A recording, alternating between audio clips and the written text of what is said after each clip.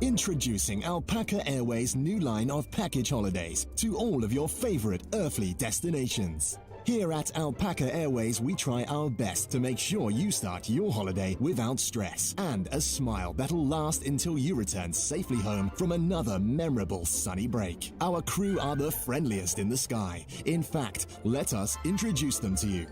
Starting with our lovely cabin crew, Mariana will see to all of your in-flight service needs from gate to gate across the skies of Europe and beyond, with her trusty junior cabin assistant Jack at her beck and call, who will fetch you anything you need to make your journey a pleasant one. Our flight deck crew are also second to none, almost too literally. First Officer Jim keeps a watchful eye over the instruments and can be seen providing in-flight entertainment with his pathetic attempts at courtship. You'll have to do better than that, Jim. Chief Captain Flight Deck 2 Sim will safely see you to your destination, fearlessly controlling the aircraft, be it through smooth skies or a tickle of turbulence. Trust us when we tell you he's no chicken. Our in-flight meal service is industry-leading with our new buy-on-board menu featuring buttered bread, bread and butter pudding, butterscotch candy, and of course, I can't believe it's not butter, for those days where the captain just needs to get on the deck. At Alpaca Airways, we offer exclusive members-only Alpaca coach seating at the front of the aircraft, allowing you access to the flight deck before takeoff and after landing to discuss anything from flap angles to marriage advice with our friendly cockpit crew. We've received accolades from literally several customers and regularly provide charter flights to high flyers such as Her Majesty Lizzie Windsor, who has described her experience on Alpaca Airways as proper banging and the absolute dog's I can't read that out on broadcast radio. We can guarantee you won't find a better deal. In fact, our flights are on average 15% cheaper than our rivals, Llama International Airlines.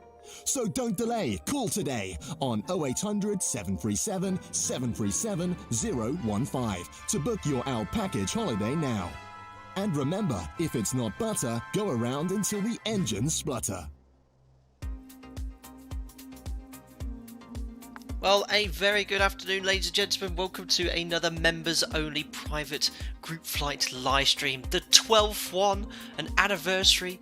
Our first year of group flights has been completed. Unbelievable, really. When we started off at the beginning of the year, I think there was around 10 of us doing the first group flight.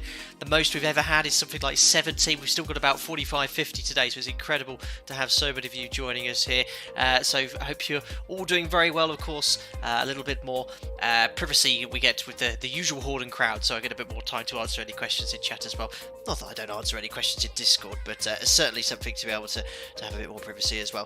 Finally in South Africa, what a great way to, first time actually doing this stream in this great country. We're going to be going from Cape Town to Johannesburg, flight time an hour and 30 minutes. Today I'm running the stream live weather, so the local time here makes 2 hours ahead of GMT, so it's 5:37 in the evening. By the time we get to by the time I get over to Johannesburg, it will be night. With some exciting weather conditions forecast over there as well, CBs and thunderstorms as well. Don't forget as well, at the end of the stream after landing, we'll be doing the group flight giveaway, so anyone that took part today in the group flight has a chance of winning a choice of either the $50 X-Plane gift card or a copy of the standard edition of Microsoft Flight Simulator. Who we got here then? We've got Captain Monsters having issues with prepared still. Oliver Strick Goodley Crockett says good afternoon, Jensen Boz. Topia says hello everyone. He just got out of the shower. That's fascinating. Another Gene says morning. Good morning to you, sir. And Igor, we've got a few new faces here. So Igor, good morning in the US time as well. So I hope you're doing very well as well. I hope you all got the message. And if there's anyone here that's not in Discord, do feel free to drop me a message on social media. We'll get you in as soon as possible here. Now, I do have a list of the members taking part in the group flight right in front of me here. I can see Alpaca 4 Alpha Golf has just started his pushback here. That's F-Adri, one of the members here. So he's one of the first. He's the third to go. Alpaca 6-7. That's Stephen in the A340. I think he's in a stand, probably not designed for the A340, but we'll let him off once. He's due out any second now. We've got Alpaca 6 Mike Whiskey. That's Swifty. Alpaca 9 Quebec Uniform. Who is that? Can't see you on my list the first few departures, but I'm sure you're there. Good luck. Alpaca 4 kilometers. Who's that? Can't see you on the list either. Probably some people a bit earlier than perhaps it would be. Now, where are we? I've actually just gone straight over the top of my own head, I think. There we are. We're on stand down for 11 anyway. We've got Alpaca 1264. That's Addy. Hold on, is that someone in the terminal? Alpaca 14 Charlie is just getting his duty free before he goes over to Johannesburg. So, I guess it's something to do with scenery because there's a few people in different places there. Interesting. Alpaca 47 Foxtrot. Who's that? I'm not sure. And we've got a few people over here at the cargo apron. We've got a couple of A300s around, so the Indy builds A300 no doubt. 6 Golf Foxtrot and 5 Tango Lima. Not an Airbus in sight, I'm pretty happy to say. Oh, no, there is one. Who's that there? Oh, of course, the Indy builds A300, of course. We've got a 320 here. Look, Alpaca 4711. Unbelievable. Berlin flight in the Airbus. We'll be having words. Right, anyway, 4 Alpha Golf is on his way taxiing. And guys, I'm actually due out in 10 minutes, and I've got the aircraft in a transit setup state. I'll just briefly step through everything, and we'll go from there. Cool. So yeah, I just use the static default. The default gateway scenery for Cape Town. The TDG for one for me was looked worse, a little bit more outdated. So we've gone for the stock one. Doesn't look too bad at all. And then over in Johannesburg, I've installed the TDG scenery there. Right, so I've started the boarding. We'll shut the door to stop the background noise going off here. I am in the latest version of the mod. I haven't tested it, 0.19. I tested 0.18 this morning, and then see if it goes, here you go, as it usually does before a stream. Here's 0.19. So I've updated it to that one. It'll be a good test for obviously tomorrow's stream. Oh, guys, I'm just going to turn off the alert box today because obviously if anyone subscribes in the background, it's going to pop up. Anyone subscribes in the channel in the background, it'll pop up there. So we'll turn all the alerts off. Cool. So yeah, transit setup state. I'm due off in 10 minutes. So the aircraft's all fully configured, ready to go. What we're going to do is I'll step through our briefing element of what we'd be doing at my operator, and that way we'll cover everything and to go. So yeah, we've got 9 minutes to go. Thank you so much to VATSIM South Africa, who've basically laid on full ATC for the initial part, and then later on we'll have ATC. Well, they're already online. There might be some gaps in between on 122.8, but we'll have at least approach at the other end there. So the first thing we do is check the routing once Jim had done the walk around. So let's have a little look at the flight plan here. So this is the one I shared on Discord earlier. Taking an extra hour's worth of fuel, guys. So that would be 6.8, 7.8, 8.8, 9.2. And you can see I've already uploaded it there, 9.1. That's to allow for VATSIM and for potential thunderstorms in Johannesburg later. Here's the routing I've punched in. So it's definitely going to be runway 19 in use for departure. It's then going to be a Tetan 1 Alpha departure, Upper Zulu 2 Nibex, and then the Nibex 1 Bravo. Arrival there, not sure. I just looked on Flight Radar and saw they were using 03 right a couple of hours ago, so I selected that runway in SimBrief. That distance as a gross area check then is 704. We have 710, so we're happy with that. 5.2 tons on arrival as well, so that's plenty of fuel. We check all the instrumentation, so we'll just grab the weather for Johannesburg, 127.0.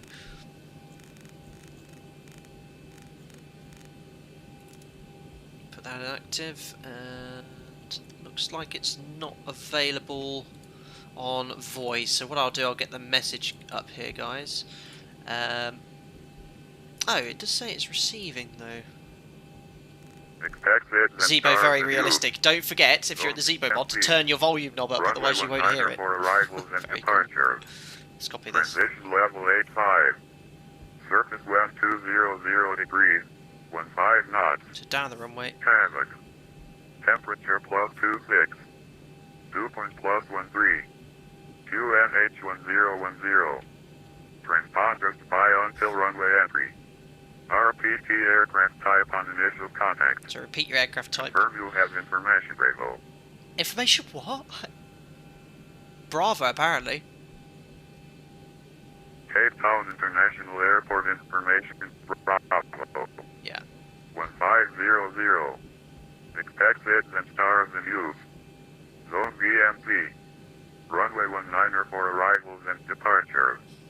Transition level 85. Perfect. So we've copied. Surface wind 200 degrees.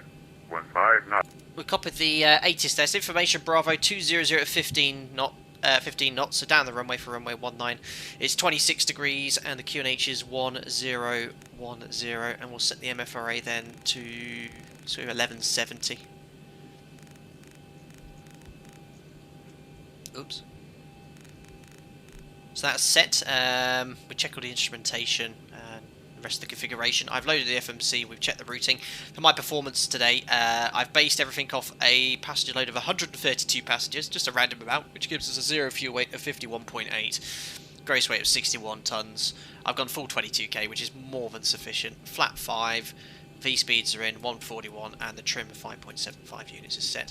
Emergencies, we then discuss our actions in the event of a rejected takeoff and in event of an engine failure after passing V1. Taxi, let's have a little look at that. We're on stand Alpha 11, we're going to push back to face north onto taxiway Alpha and a nice short taxi look Alpha for runway 19. Now, you see where it says here HS1, that stands for hotspots, okay? The reason is, you might be at Foxtrot and get your takeoff clearance. Anyone chat would like to guess what could possibly happen if you got your takeoff clearance at Foxtrot and they went Alpaca 01, cleared takeoff, runway 19, straight away, boom. It's happened before, and there's a very famous incident, well, I can't remember the exact aircraft, but it happened in the US or in Canada. They got their takeoff clearance, he took off on the wrong runway. Look at the length for the runway, look, 1700 meters compared to 3200. You've got it, Jeremy Lemrod. You could take off from runway 16, so be very careful there. It could be easily done if you're distracted or disorientated, and that's why at my operator we have RAS.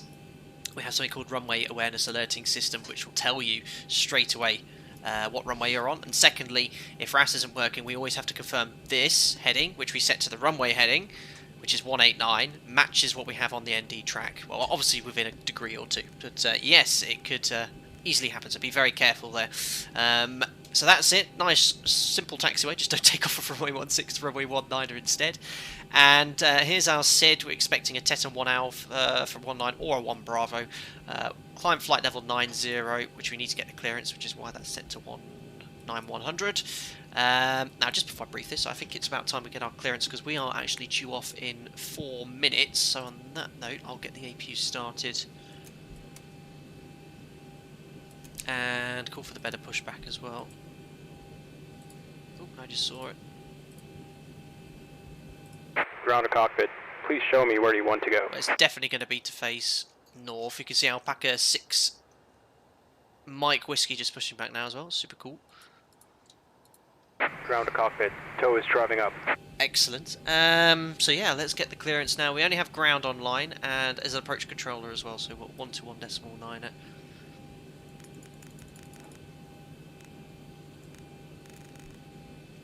Alpaca 6 Golf Foxtrot. Apologies, recycle squawk 1002. He does sound South African now. Is it? Good evening is Huiond, I think. Okay, Mariana laughing in the background. X-ray 16 Sierra, X-ray via Alpha, follow the company, cross runway 16, hold short, runway 19. Runway Alpha, follow company, cross runway 16, hopefully forward, runway 19, Alpaca 19. It is Cape Town delivery. Cape Town ground, Huiond, Okay, all doors and Alpaca hatches are 520 closed. Alpha on stand Ready to Alpha connect. 11, information Bravo QNH 1010, we're 738, request departure clearance to Johannesburg.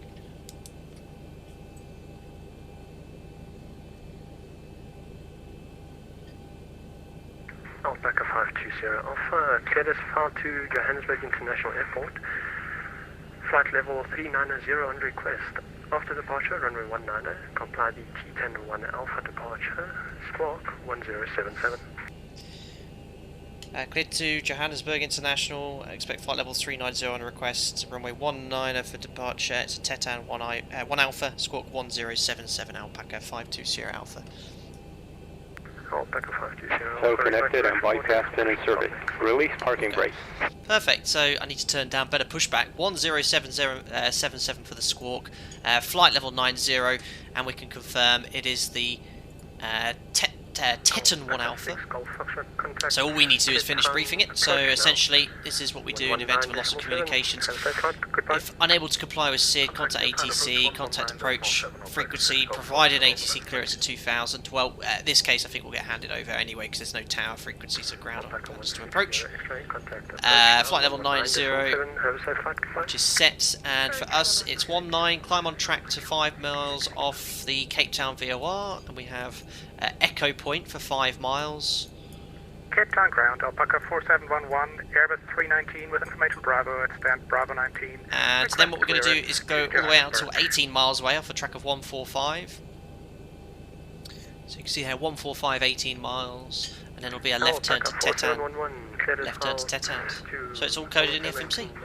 And we are due off in 1 minute. Look at this for timing, and it sounds like the last few group flights we've been taking part in other public events and we've been really caught up in everything, but it sounds like everyone's getting away really proficiently at the moment. So alert is filed, flight level 390 on request. Depart via was it Adam I heard? I think so, Tim, but I always get Adam and Swifty bundled up. I think it was Tim. Alpaca 4711. Alpaca 4711, squawk 10. Oh, XX Burger fan, I got my clearance way too early and now I'm just connected and chilling. No, there's nothing wrong with that. What we try and do, XX Burger fan, not an issue here because we've got so many stands available. Ideally, if you connect, 25 minutes before, get your clearance 10 minutes before your block off. That way you make sure there's enough stands. Now here, it's not an issue because we've got plenty of stands, but just bear that in mind for the next group flight, but otherwise, you're good to go. But yeah, you carry on chilling, buddy. Who's blasting off? Alpaca 6 Golf Foxtrot, who's that? G-Face. There's G100 we're watching. Yeah, 160 X-ray, yeah, that's definitely... my goodness, Adam, yeah, definitely Adam, that's his call sign. Right, well, request push to start, we're due up now. Yeah, I know Tim, he's such a young professional, he's really cool. Alpaca 96 Tango Bravo, read back correction report, ready for push and start next.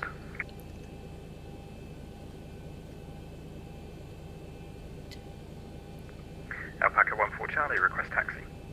Cool, so as soon as that's done, we'll go.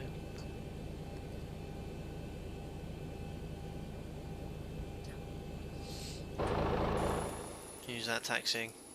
6 Mike Whiskey. Just changing stand. Recycle squawk 1076. Yeah, not sure why the air badge is attached to the middle of the aircraft, but that's just static. 1076, Alpaca 14 Charlie. So that's Alpaca 14 Charlie. Alpaca 5 Tango Lima, request taxi. Who's 5 Alpaca 5 Tango Lima via Sierra Alpha. Cross runway 16. Hold short runway 19er. Who's that? I can't even see an aircraft. Oh, he's there. 5 Tango Lima in the A300. Got a 7.5 as well. Alpaca 6 Mike Whiskey, request taxi. Via Alpha, behind the company. That was 14 Charlie getting his instructions. Airbus A300. Another G not due for another hour, so hopefully this won't take too long. It'll be busy. It'll be busy. Look at this poor Qatari. He's just come onto stand. Flight Alpha behind the company A300 and Sierra cross runway 16, hold short 19 at Alpaca 14 Charlie. Alpaca 6 Mike Whiskey, request taxi. This controller's got his Alpaca 6 Mike Whiskey, taxi via afternoon Alpha, cut out. behind the company aircraft. They do have a list of the group flight as well, so they know roughly when people should be calling for their clearance as well, follow the and company taxi. 738, cross runway 16 to hold short 19 at Alpaca 6 Mike Whiskey. At Cape Town ground, Alpaca 52 Sierra Alpha, stand Alpha 11, request push and start. Alpaca 52 Sierra Alpha, stand by number 1. Roger. Perfect. Andy H 1302, goodbye folks, off to work now, have a good one, take care buddy, and hope you enjoy your day at work. Sorry you can't be jumping on in the group flight. Alpha 3, type zone 67, 200, 7 6s. Stand Alpaca 3. Foxtrot, stand by number 1 for clearance. So that's... who's this in the 7.5? Grand Alpaca 6 Tango Bravo, stand Bravo 26. Callum, that's Callum Reed. Oh, Alpaca 96. Although it looks like your nose wheel's Bravo, deflated. standby number 2. That is wicked, guys. I'm just going to take a screenshot. Hold on. Cape Town ground, Alpaca 81 Tango Foxtrot, is it ramp cargo 1? Information Bravo, QNH1013. It's got 320s. I love the mixed liveries as well. We've got some guys. Well, it's just ex-pilot randomly choosing, but I love that. Alpaca 81 Tango Foxtrot, standby number 2. Who's in the 7-4? 47 X-ray. Alpaca 520 Alpha, push and start approved facing north. Report ready for taxi. Push start approved, face north, Alpaca 520 Alpha. Look at that, just 4 minutes behind schedule. Absolutely superb. Right, APU's on the bus, so it's off. Indication light is on, parking brake is released, and transport out of checks complete. Off we go. Starting. Also, it's a 76, not a 75. Oops.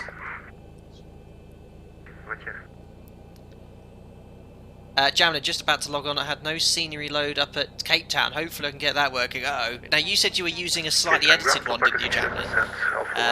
Which had working air bridges, but I was really impressed with the static one, which has been updated loads on the gateway. Has all the correct stand numbers. Oh, look at this, poor Speedbird's just logged on as well. Standing by number 2, Alpaca 60. Why is there so many aircraft here? Apologies. The Alpaca on the Bravo apron that called for push and start, just call sign. Starting engine Alpaca number 67 with a 26-minute delay. Uh-oh, poor Alpaca 67. Oh yeah, you were due off first, Stephen. Alpaca 96 Tango Bravo, was it you that called for pushback? Head 2. Alpaca 96 Tango Bravo, go ahead. Oil pressure and Alpaca N1. 96 Tango Bravo, push and start approved, face north. Report ready for taxi. Have you already called for your clearance then, Stephen? Because Stephen was due out, you were the first one out at 15:30 and you're still here, so I don't know if you've been... Cape Town ground, good afternoon. Alpaca 3 Kilo Alpha, Boeing 737, gate Alpha 7, information Bravo's on board. Request clearance for Johannesburg. Sounds like me on my last day at work. Right, start to get out. Once you get jump to 2463, 2 stable, starting now engine number 1. Getting excellent performance out of the sim at the moment, 45 FPS. Alpaca 67 confirmed, ready for push and start. Ready for push and start, Alpaca 67. Alpaca 67, push and start approved. Face north, report ready for taxi next. Recycle squawk 25%. Push it, Captain or Paul. I've just about recovered from yesterday. Operation complete. Set parking brake. Parking brake is set. Disconnect. Disconnecting tow. Stand by. So it's pretty tough for ground here because he has to get everyone pushed back here, but there's only one taxiway, one apron, so if anyone pushes in front, we have to give way. Amy Bird, very sorry, Captain. I appear to be pushing right in front of you. Damn you, Amy. You can tell as well. Look at it tipped up. That's pretty cool. It's got that modelled. Right, start to cut out. 632 and 1 is stable. Disconnect. The company Boeing 737-800, once you are crossing 16, contact approach 119.7. After we've crossed runway 16, contact approach 119.7, Alpha 6, Mouse issues. Thank you very much, bye-bye. Put that frequency on standby. Now this is So young it's disconnected and bypass then has been removed. Hand signal on the left. who We'll see you thinks his next time English and isn't have a very good good. flight. He's remember Adam's French, and his English is impeccable. He sounds, his English is better than mine. Alpaca 80 Zulu, standby number 6. Amazing. Poor Nigel, yeah, I know.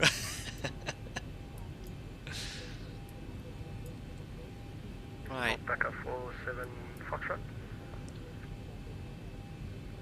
tug is there. Oh, looking good. Perfect.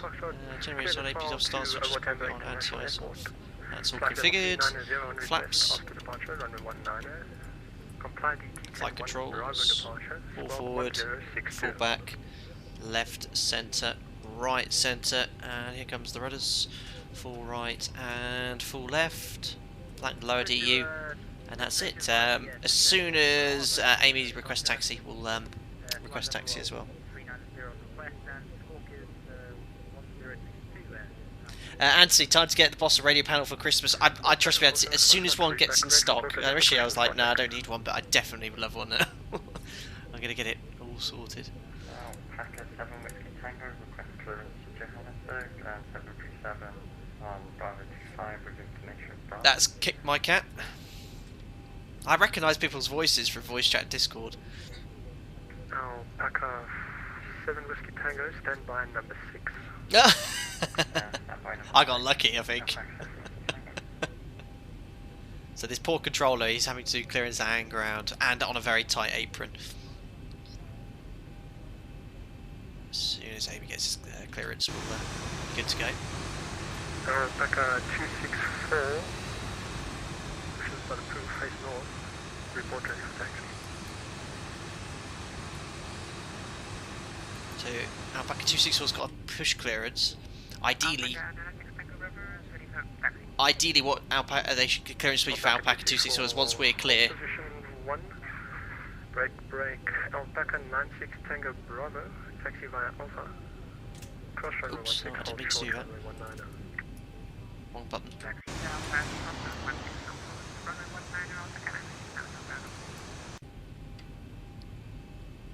And Alpaca 52 Sierra Alpha, request taxi in sequence. Alpaca 52 Sierra Alpha, taxi behind the company aircraft via Alpha. Hold short runway 19, cross runway 16. Either company traffic, hold short runway 19, clear cross runway 16, Alpaca 52 Sierra Alpha.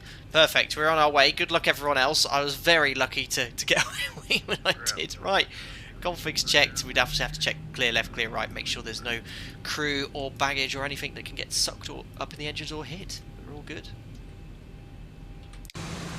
Who's that there? Brussels Airlines. I can see Stephen behind me here as well. Alpaca 319, stand by number 2.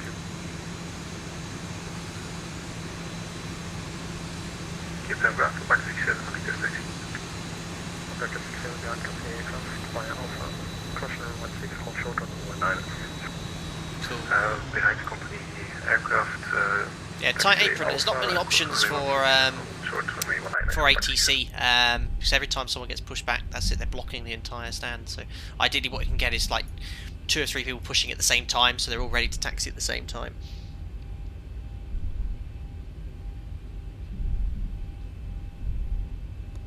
Very cool.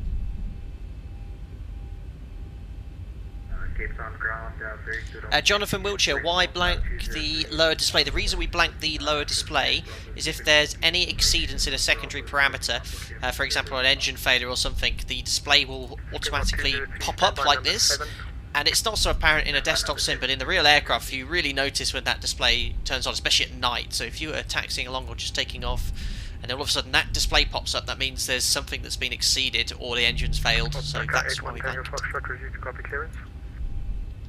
Ready to copy clearance. So nice little conga line forming outside of Cape Town. International Airport, flight level 370 on request. After departure, runway looks like we're going to be number 4 as well. Alpha departure, squawk 1025. And there is Stephen behind us in his A340.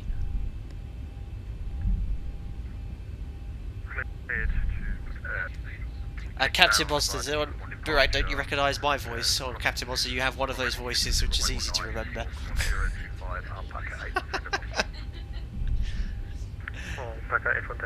Bjorn says good luck everyone, thank you very much Bjorn. And we'll do the before takeoff checklist now. So config we checked, there's no takeoff config warning. Flaps we have 5 required, 5 green light. Stabtron 5.75 units set. Takeoff briefing, PAX auto, bleeds on. V speeds are set for departure, 33, 34, 41 set. We're flying the Titan 1 Alpha SID, it's going to be climbing straight ahead, 5 DME, left turn at 145 until 18 DME, and then a further left turn inbound to Titan. Stop climb is flight level 90. We're going to be NADP 2 departure, so we'll bug up at 1,100 feet. That's it, any problems we'll climb straight ahead to 3,000 feet, keep away from the terrain. Runway 16, we've been cleared to cross. Approaching it's not open either. 6. So you can see how easily it could be just to take off on runway 16. Good afternoon, Cathay 1365 Heavy Extra Bravo 26 with information Bravo request clear airport clearance to all standard. 265 unreadable. Uh-oh. Send it on text, please. Alpaca So- 264, push and start. So I think on route ATC we're going to be lacking, but we do have approach online later into Joburg.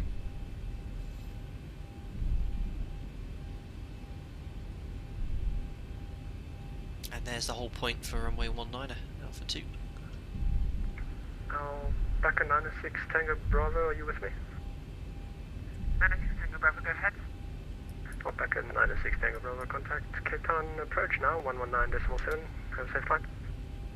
Over to Cape Town approach on 119.7. Thank you very much for the service. Alpaca 96 Tango Bravo. We've got to all say Totzines, which is the same as Dutch. Alpha 520 Alpha, are you with me? Hey, fam.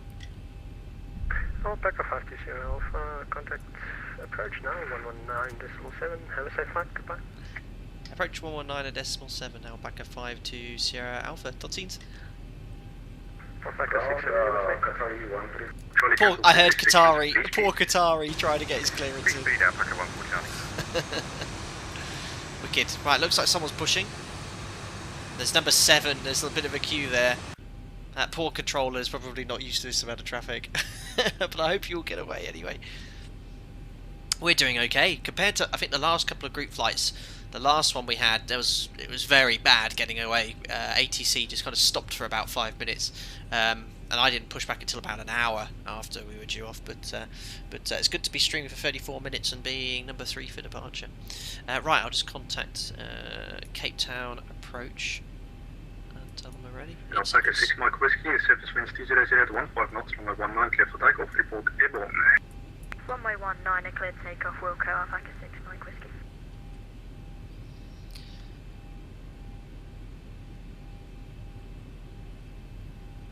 Cape Town approach we on, it's Alpaca 52 Sierra Alpha, it's ready for departure, Alpha 2, runway 19 in sequence.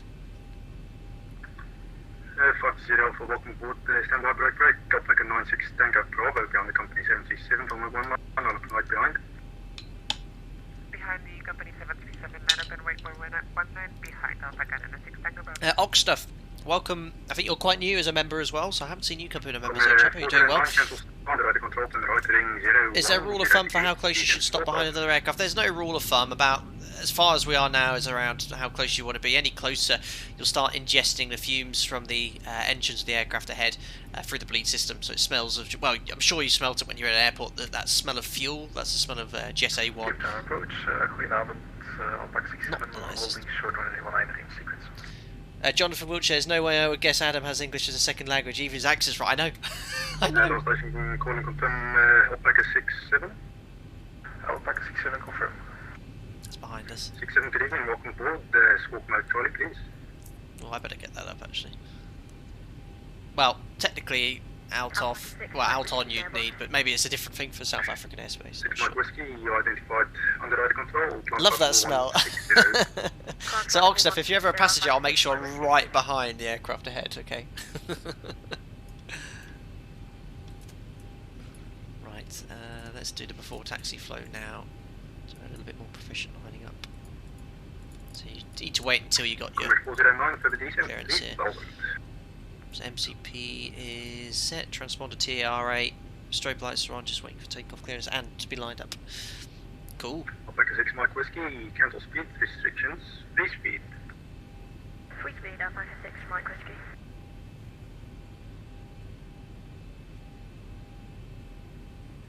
Patrick Allen, if you're cleared to cross the runway but there's another plane holding its position on the other side, do you stop before entering the runway or on the runway? Very, very good question, Patrick. Now, so I guess in this situation, let's imagine someone was cleared to cross and they're having to stop here. If it's closed, not an issue, but it's ATC's job to ensure that if this runway, say, is active, to ensure that, you know, can he ensure that the aircraft can cross and stop behind the aircraft? Because, you know, this technically is still an incursion here, you know, so yeah, it's something we don't decide. It's ATC will give us that clearance to ensure that.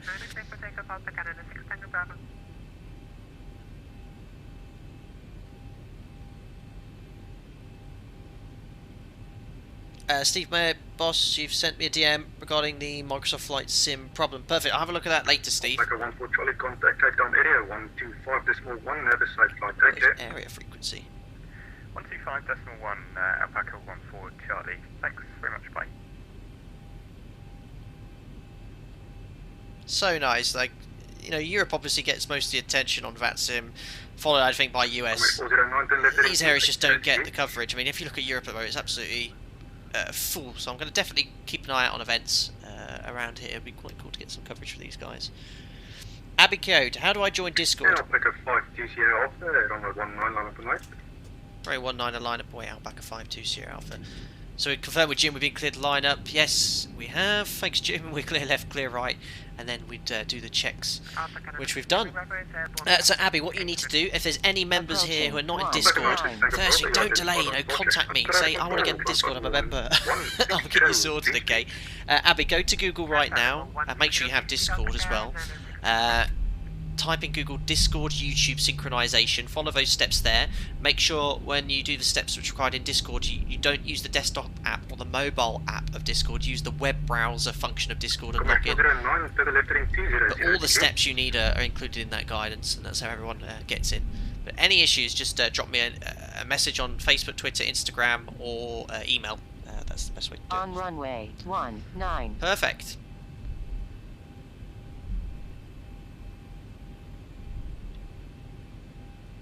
I'm really been impressed by the gateway sceneries available for Expo. You know, yes, it's obviously kind of static and images and stuff, but all the numbers and stands and taxiway aprons matched. It's really good.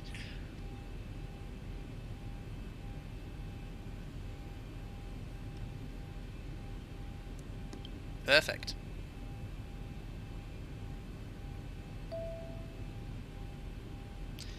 Bing bong, there's an exam going on in Bilbao approach. Please provide traffic. Busy here, buddy.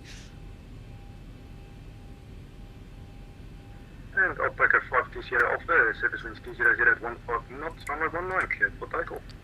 Runway 19, cleared takeoff, Alpaca 520 Alpha. Right, Rin's down, straight down the runway. Takeoff checklist is complete. Guys, doesn't matter, Toga's in chat. It's still members, still want it. 40% N1. On runway 19. On runway 19. Edges all stabilised, push Toga, set takeoff thrust.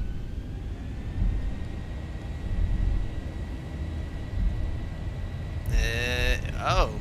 Z-boat, bug. I'm not getting my target N1. So that I'd probably add the... Well, I'll show you exactly what we should be doing. Disconnect the auto throttle and make sure you... That shouldn't happen, they're obviously not matched. Match the target N1, okay, there we are. 80 knots checked to release the forward pressure, that's a little bug. V1, rotate. Roger, 2 to 2 arteries per second. And we're airborne. Positive rate. Gears going up, so manual thrust at the moment.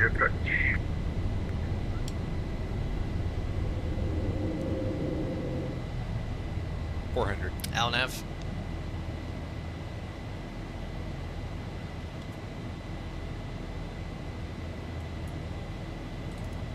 There's command A, a bit early, we'll bug up. Let's try that all. Alpaca 520 off, you identified port 1500, under control, climb flight level 160.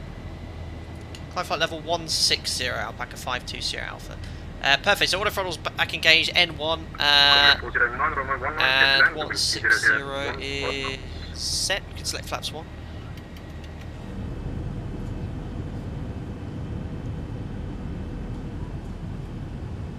Alpaca 67, traffic on a 4 mile final, Boeing 737. And flaps up. Yeah, a little bug there. So it's happened a few times. Look, you can see. Look, it's just not matching its target M1. That's typical. Typical me. Z-boat updated. I tested it this morning. Version 0.18 is working perfectly. 0.19 not tested. Not getting the target M1. Anyway, flaps up. No lights. We'll engage VNAV. Set standard. We're passing 37, flight level 160 after takeoff checklist. So gears off, auto brakes off, start switches off, air conditioning and pressurization 1.8, and that is all set. Release the cabin crew. There we are. After takeoff checklist complete. So yeah, that was an interesting one. So we need to ensure that the calculated takeoff thrust, which obviously I haven't worked out properly, because I don't have any data for Cape Town or Johannesburg or South Africa.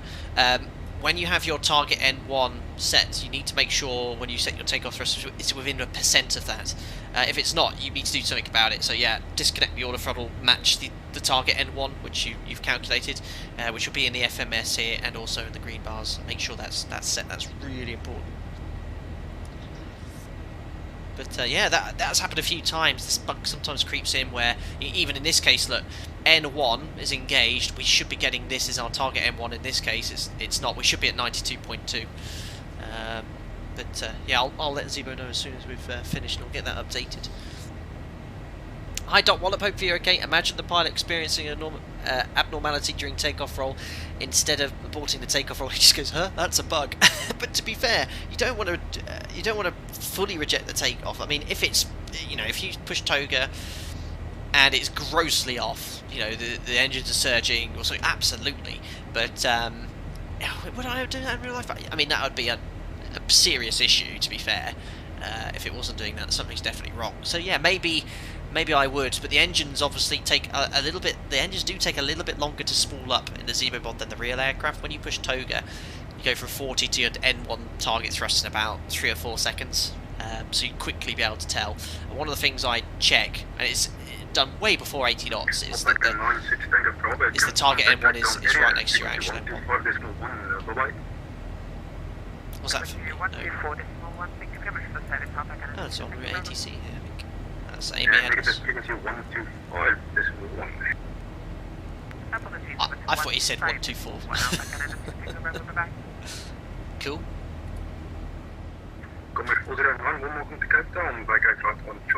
He's got a very strong. As it well, I always get confused. Afrikaans is the language, but you can hear his accent very strong. Look at all this ortho, by the way, guys. Absolutely stunning. Alpaca 67 service winds DZ at 15 knots, runway 19 cleared for takeoff, report airborne. Oh, did he say report airborne to me? I think I might have missed that.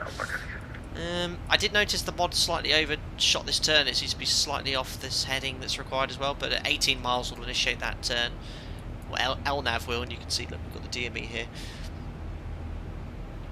Listening, hello Packers, 40 minutes and already in the air. I'm very proficient for myself, well, for 2 reasons. One, I did a transit setup, which I've done the last few group flights, and secondly, yeah, it was just, we were lucky. I think it was beginning to build up by the time we left, but we got away beautifully. Right, let's do the pre-cruise checks here. So standard set 113 for 160. Lights, fuel, sorry, 6 pumps. We've still got 500 kilos in the centre. Lights off, APU's off, pressurisation 4.0. Climbing and set. Well, imagine it's good times. Release the passengers. Recall. There we are. Jet's complete. There are 11 official languages. I know they speak an awful lot in South Africa.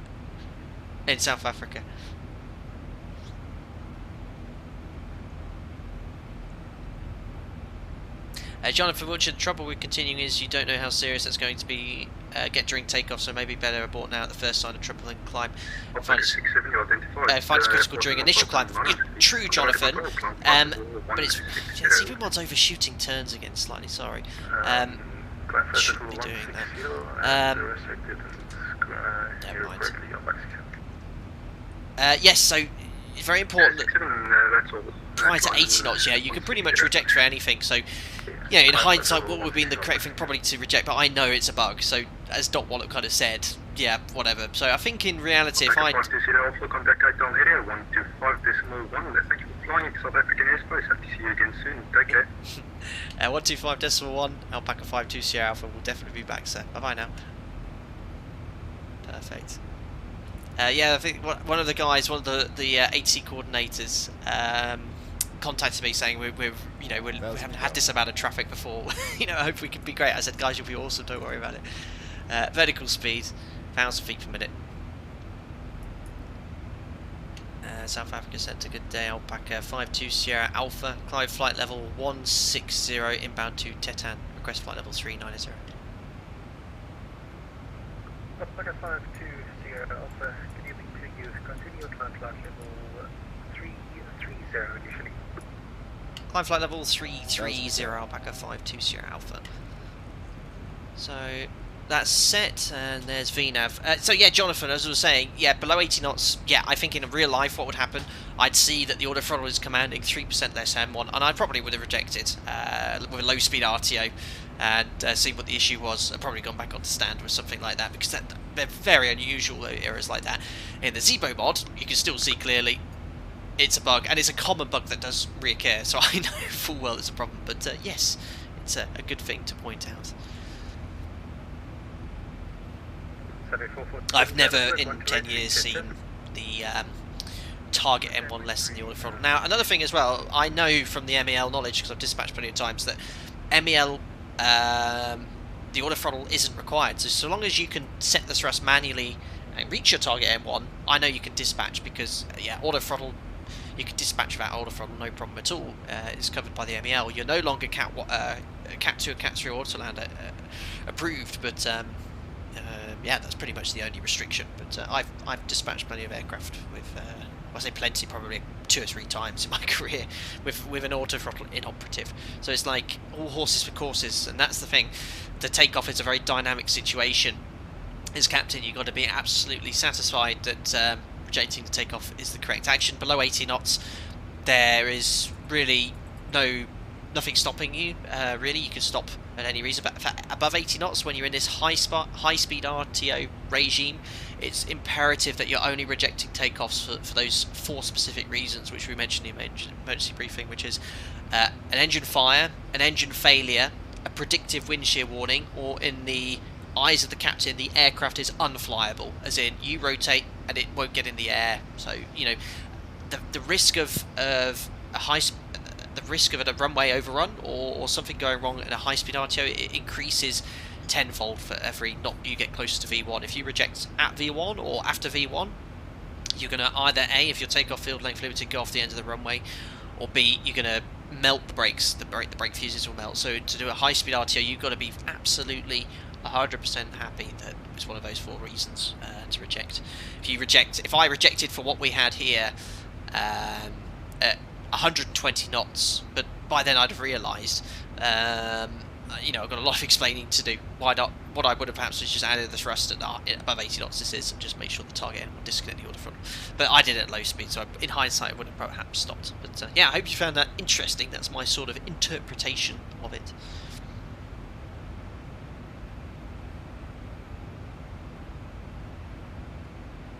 Did I did check in, yes, it's included me to 330.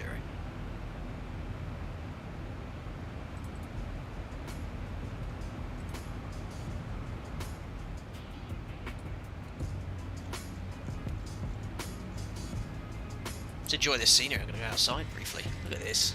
This is zoom level 16. I had a 17 tile around Cape Town and Johannesburg. But this is 16, which I think for en route looks absolutely fine. Is Alpaca 7 Whiskey Tango here in chat? Ground is calling you. Cape Town area.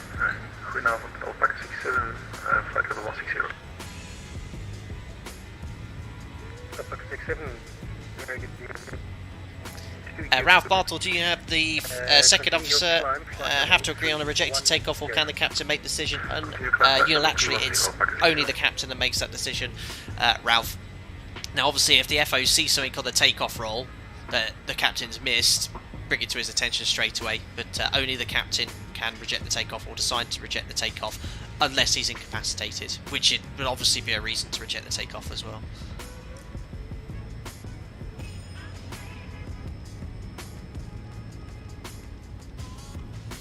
Listerman is 16 lower res than 17. Yes, the higher the number, the better the quality, but every time you increase the zoom level, I think it increases the file size by 4, if not more. So a zoom level 17 tile, is it 4 or 8 times the size of a zoom level 16? I can't remember, but yeah, basically a 16 tile, a lot easier for your computer to load in now. Richard Asberg, one of my members, helped me download all of Europe in zoom level 17, which is great, but in hindsight I get a lot of FPS spikes around Europe. Well, not so much now with Vulcan, but with 16, which I have here, I have no FPS spikes whatsoever, and you can see, look, it looks absolutely stunning. Even more so when you get higher. Should be 4, I believe. Okay, cool.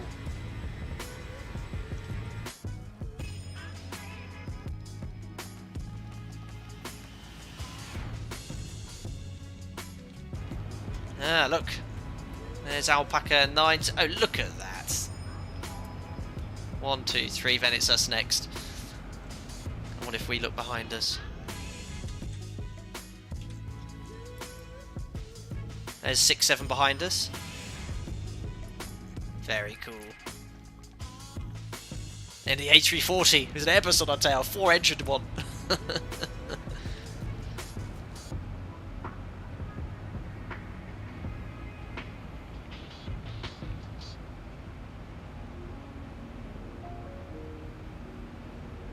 Yeah, it's a busy evening tonight because as soon as we finish the stream here, I need to start setting up everything for tomorrow's stream. Now, who else here is taking part in Cross the Ditch? Am I right in thinking, and I posted this in Discord, I think our assigned off-block times, they're airborne times, like across the pond, so you need to be treating them like a slot, that is to say, be airborne at that time, because my slot's at 7:55, so I'm going to be probably starting the stream. I'm thinking of doing it in a transit setup, like I did today, just to make sure I'm not late or delayed. So I'm thinking of starting the stream at 7:15 tomorrow morning. You're going to be in bed. That'll be the earliest I've gone up in a while.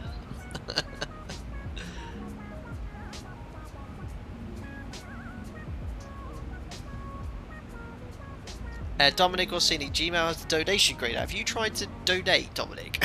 There's no need. On the members group flights, just enjoy it, guys.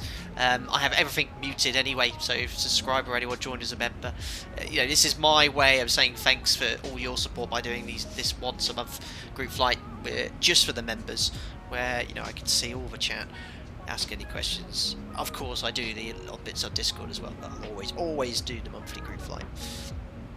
What I am thinking though for the 13th group flight, because I want to do it for each month, is I think if I do it in 4 weeks, so I do it basically every 4 weeks. If we do it in 4 weeks, it'll be the 2nd of January, so I think that'll be okay. But I think the next one might have to wait for 5 weeks, otherwise it'll be 2 in the same month. But I don't think you'll complain about that. But we're trying to keep it one. This is the December group flight. Oh, as if the intro music was the next one on the random playlist. Let's do it different.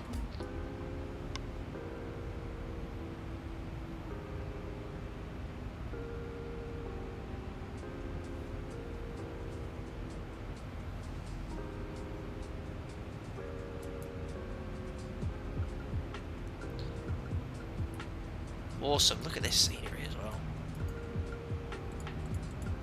Actually, you know what? There might just be enough sunlight for me when I get in. 17:51. What's the sunset time in Johannesburg? And that's 2 hours ahead, so the local time in South Africa is 7:51. We are descending in an hour from now. Abby Coyote, does everyone know how to get the Alpaca livery? Get into Discord! Abby Coyote will get you into Discord. None of the commands will work, guys. Nightbot doesn't work on an unlisted stream, so Nightbot isn't here. It just doesn't work. But what I'll do, Abby, I wouldn't usually, because I have it tied to the command, but I will drop you the link now for the Zebo, but get yourself into Discord. I want you, Abby, in Discord by the time I've landed in Johannesburg. But I'll get the link for you now. Because unfortunately, YouTube, the option, flight deck radar's trying to contact me, are they? Radar, Alpaca 52 Sierra Alpha, did you try and call? Nathan, continue your climb flight level 350. Climb flight level 350, Alpaca 52 Sierra Alpha. Sorry about that. Just turn it up slightly. Thanks, guys. Cape Town area, good evening. Alpaca 47 Foxtrot. Who's 47 Foxtrot? Lovely, enthusiastic check-in. That's Callum Reed. Alpaca 47 Foxtrot, very good evening. Yeah, continue your link climb flight level YouTube, 390. unfortunately, when it says you can allow people to post links, so it's either everyone, it's either everyone or no one, and obviously I don't want regular, you know what it's like, some people you get the occasional plonker in chat, don't you? So every day. It's just allowing anyone to post links, that's not going to happen, so unfortunately it's either all or none. I think mods post links? Mariner, you're my secretary, YouTube expert. Joking. So apparently mods can post links, and obviously I can as well. Anyway, I'll get the link now. I'll use the one I'm in today, which is the main Alpaca Airways livery.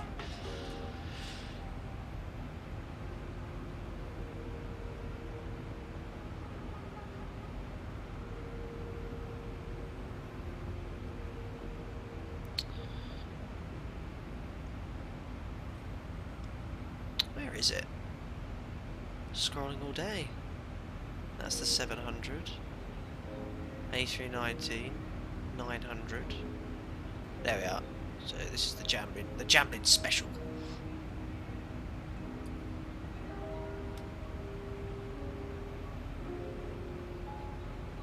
There you go. So there's the quick link to the livery. Nightbot has rest days, outrageous. Alpaca 96 Tango Bravo, report your cruise back. Alpaca 96 Tango Bravo, can you confirm you want the cruise back? Adam, what does the red thing under the landing gear lever do? This here allows you to raise the landing gear if it's jammed. So basically, you might physically want to try and move it up, but it might not go. And there could be two reasons for that. It could be one that physically there's a mechanical issue in there, and we actually have two QH checklists. We have one that's literally called landing gear will not move up after takeoff. That's the name of the QH checklist. Or the other one could be a disagree light. So there's an issue with the gear disagree. Now it's really important with the gear disagree one. I can't remember the exact name of the checklist. Alpha, you can climb flight level 390. Traffic to effect is company Boeing 737. They're about 20 miles ahead of you. I can offer you flight level 370, and you can fly at any Mach you want. At flight level 390 will be limited to 0.74 or less. The choice is yours. Request flight level 370, Alpaca 520 Alpha. Alpaca 520 Alpha, then climb flight level 370. Flight level 370, Alpaca 520 Alpha. There's no way Amy's holding us up. 370 set. Once, twice. Take a higher maximum 3 times. Required. It's fine, I'll go 37. That should be executed as well. That's okay. The previous station is elected to maintain a level. It's all good, Okay, Amy. So yeah, 37, yeah, you should have to execute that. You shouldn't be able to just change it in the FMS. It needs to be executed. So Zebo, where's my Zebo notes? Change of flight level. 67, you can climb flight level 390. Change of flight level. Flight level Needs 390. execute in FMC. 1,000 to go. Checked. And N1 is off still. Look, you can see the target M1 is 96.9 is way off. Auto throttle not reaching target M1. Which is a bit of a biggie. That one needs to be fixed ASAP. There we go. Tim, that went down like a lead balloon. Tim, nothing. Obviously, when I said you're my secretary, I was joking. She looked at me evil. I know. Right, so we're free speed. So we'll just leave it in VNAV decimal 77, and here we are at our cruise level. Beautiful day here. Look at this. Ian Chilvers must be a new member as well. Welcome. Random question: what standard of maths is required for the ATPLs? Would it be A-level standard? Not at all, Ian. I took GCSE maths. I got a B. That was my grade, and I didn't feel confident enough to take that to A level. I was like, that's too hard, and I worked exceptionally hard to get that grade as well, because I wasn't great at maths. I was kind of averaging CD throughout my entire time at secondary school. Really pushed myself for the GCSE, and I got the B grade, which I was very happy with. And during your ATPL theory, yes, you do look at some, you know, it's nothing beyond trigonometry or Pythagoras or cosines and some basic algebra. It is not A-level standard required. However, if you are able, I'd recommend doing A-level maths. X-ray. If you feel confident taking it, and physics as well. When it came to basically taking my A-levels, I was like, right, I'm actually going to do the subjects I enjoy, because I think I'll do better. So I actually did law, history, and English, and geography as geography I dropped as an AS level, because I enjoyed those topics. I mean, looking back now, I think I didn't work as hard as I could have, but I really enjoy history now. As over 30-year-old guy instead of a 16 to 18-year-old teenager. I didn't concentrate as hard as I could, but my A-levels got a B, C and a D. I got a B in law, C in English and a D in history. It's because I didn't work anywhere near hard enough. I was too busy selling chickens and learning to fly gliders. That's my excuse anyway. Yeah, listen, I mean, to be honest, the maths you require on board, your mental maths, all we're ever doing on board. So we're talking about what you need for your ATPL theory, but since I've been flying the 7-3, all you need is mental arithmetic. That's all you need. All stations, captain back in 2 minutes. Why? Actually, you know what? We were talking about how the target N1 wasn't working here. I swear there's something in the flight crew training manual about that.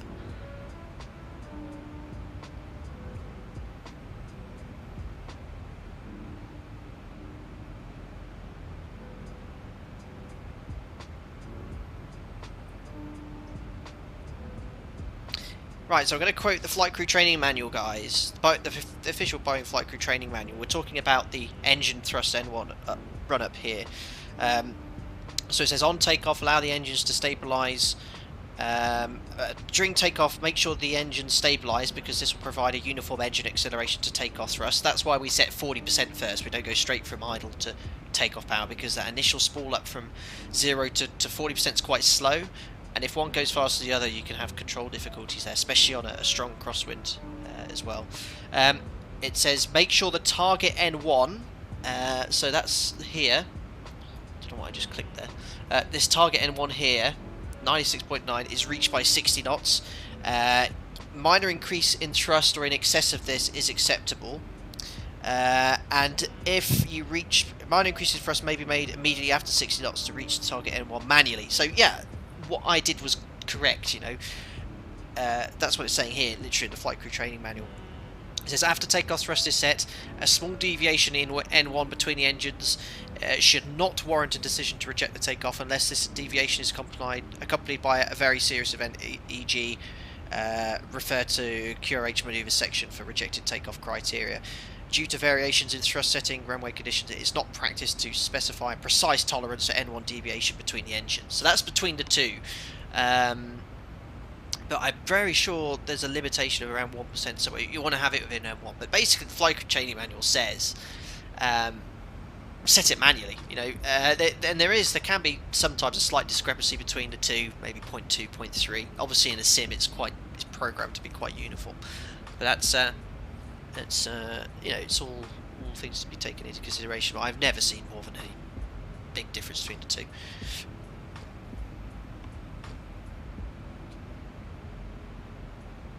Here we go. All stations, get on second frequency. Here we go. So this is what it says in the Flight Crew Training Manual. Pilot monitoring, so Jim in this example, during the takeoff roll, verifies the takeoff thrust set and thrust hold is engaged. A momentary autothrottle overshoot with initial thrust setting of 4% may occur. This is normal. But thrust must stabilise to be within 2% N1 of your target thrust after thrust hold at 84 knots. Thrust should be adjusted manually by PM if required to be minus 0.1% to plus 1% target N1. So, in that circumstance, I'd continue the takeoff. Now, I knew it was a bug, that's why I continued, and I think had I seen that on the initial takeoff roll, would I have rejected? I was talking about it earlier, probably not. And then we thought about it again, maybe I should have, but I would be very surprised if it was like, obviously this is different now because we're in cruise thrust and that's the cruise limit. But the Flight Crew Training Manual says PM, pilot monitoring, adjust the thrust to be minus 0% to plus 1% of the target N1. So there you go.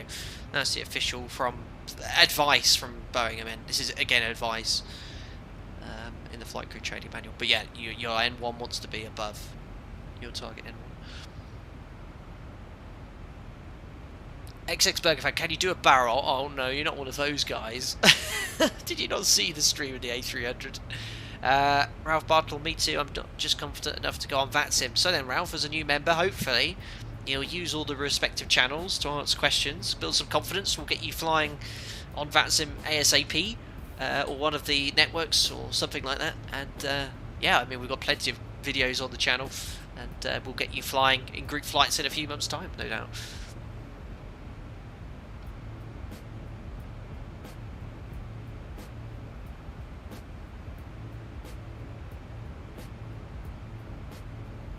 Adam says the J-Bird controllers are so nice, very cool. Tobias, our target landing rate for today is minus 69, 58 or better. Pretty ambitious. Is that to get my average down? Ian Chilvers, thanks, I'm too old for career change, but my cousin is looking at going down the aviation route but struggles with maths, so he'll be happy with that answer. That's fine, that's good at the end, but tell him, you know, try his hardest, keep working at it. You know, as I said, I look back at myself and I could have worked a lot harder. I have no regrets, obviously, but yeah, I didn't pay as much attention as I should have. Jonathan Wiltshire, how old is too old to start a flying career? I guess airlines want a reasonable return on their training investment, but do they take, let's call them life experience students? Absolutely, Jonathan. I mean, I did mine quite young. I was very fortunate, as we've discussed plenty of times, how we all got, how I got to that situation. Alpaca 81 Tango Foxtrot with you at level 140. And on my flight training, on my flight course I was training, if I was 20 at the time, we had someone who was in his mid-30s and he's now a captain. So yeah, you know, I don't know if there's a cut-off point or what's the ages someone ever has. Hello, Alpaca 46. What's the oldest someone's ever trained? Level 160, request Rafael 350. Alpaca 46, very good evening to you. Continue your climb flight level 210. Jeremy Lemmer, pilot monitoring adjustments first. Aren't captain hands still on the throttle at that point if you're below 1? I know that, but that's exactly what the flight crew training manual quotes here. Now, if this was happening to me, I always check myself, so I'd be like, oh, I'll just add the thrust. I'd disconnect the auto throttle and just set the thrust manually. That's what I'd do.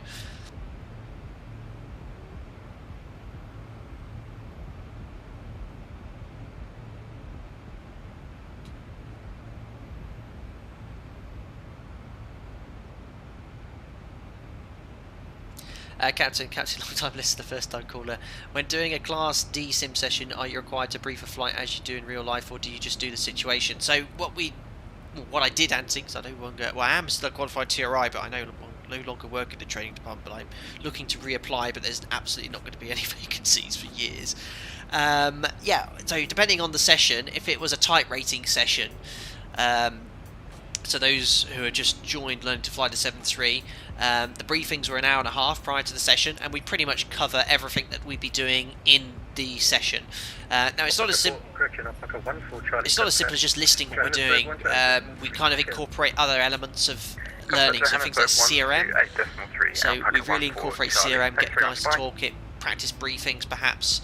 If we're perhaps looking at stalls for the first time, I'll make sure they know the recovery, so because that's a memory item maneuver, so make sure they can apply that, or wind shear, or terrain escape, or whatever we're doing. Essentially covering what we're doing in the session, but making sure they're happy with what we're doing before we go in. For the recurrency training every 6 months, we obviously don't say what exactly is going to happen.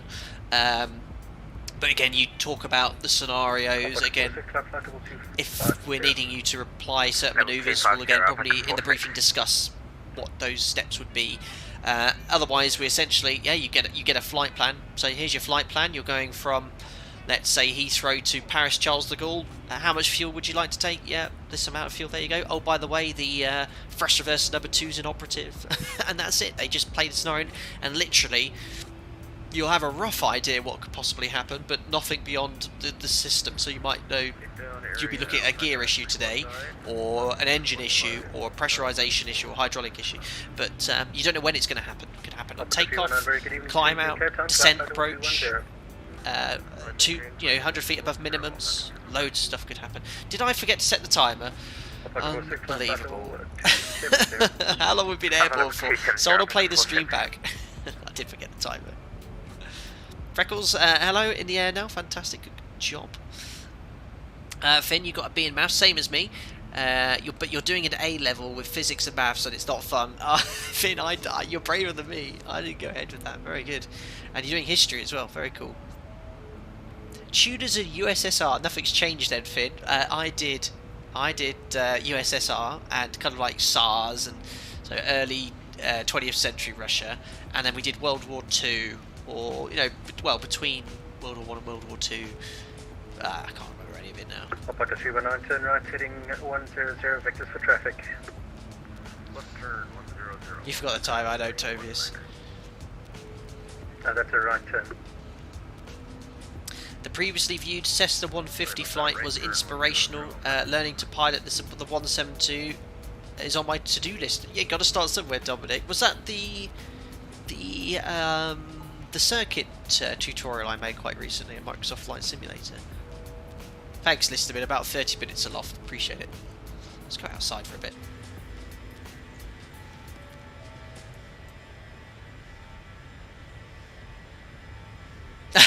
Paul F, I mentioned the timer indiscreetly about 15 minutes ago. It missed my attention. Sorry.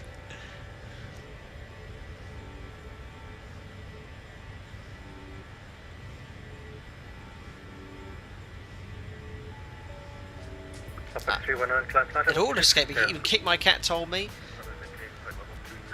Joe Drage, do you notice a difference with performance, etc., with older aircraft being newer? No, not really. The newer aircraft, I'd say, they feel stiffer. So, they're not bedded in, I'd say, is the best way of describing it. Things like when you open the L1 door, that's really quite tough. And the rear door, you've got to really give it a good shove. And they do feel stiffer. The older aircraft feel a little bit more bedded down, worn in. I prefer flying the older ones. Yeah.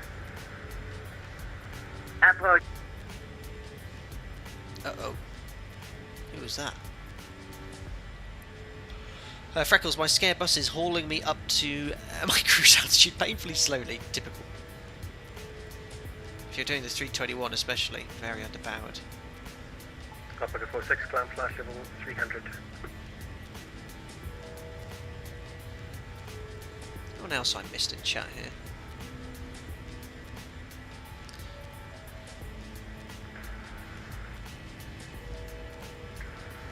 Captain Control, goedenavond, Alpaca 86 Yankee, flight level 160. Alpaca 86 Yankee, very good. Ortho, it seems to have installed nicely. This is all Bing maps I'm using. Flight level 210, Alpaca 86 Yankee. This is not the stapler, by the way. 319, turn left direct T10, climb flight level 250. Left direct 10, loading to flight level 250, Alpaca 319. Alpaca 81 Tango Foxtrot, expedite your climb, report passing flight level 300. Pretty barren over this part of South Africa. I wonder if I can do that view whilst looking at the map. I can.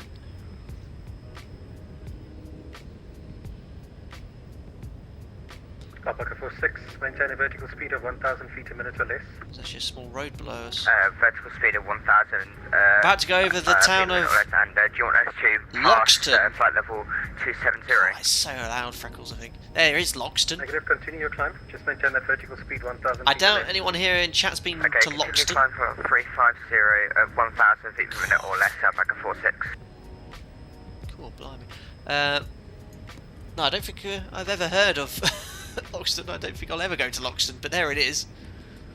Special shout out to everyone from Loxton. Alpaca 319, confirm ops normal. Say again for 319. Confirm ops normal. Affirm. Ops normal, someone having a few issues. T10, quite a distance. Yeah, the FMS didn't like the directed Keaton, so it's resuming the route as if we had gone through Keaton to Exo. 80's on the ball, they can tell. You can fly Tell you can have issues. If this guy was controlling me last Sunday with the A300, he would have definitely called ahead.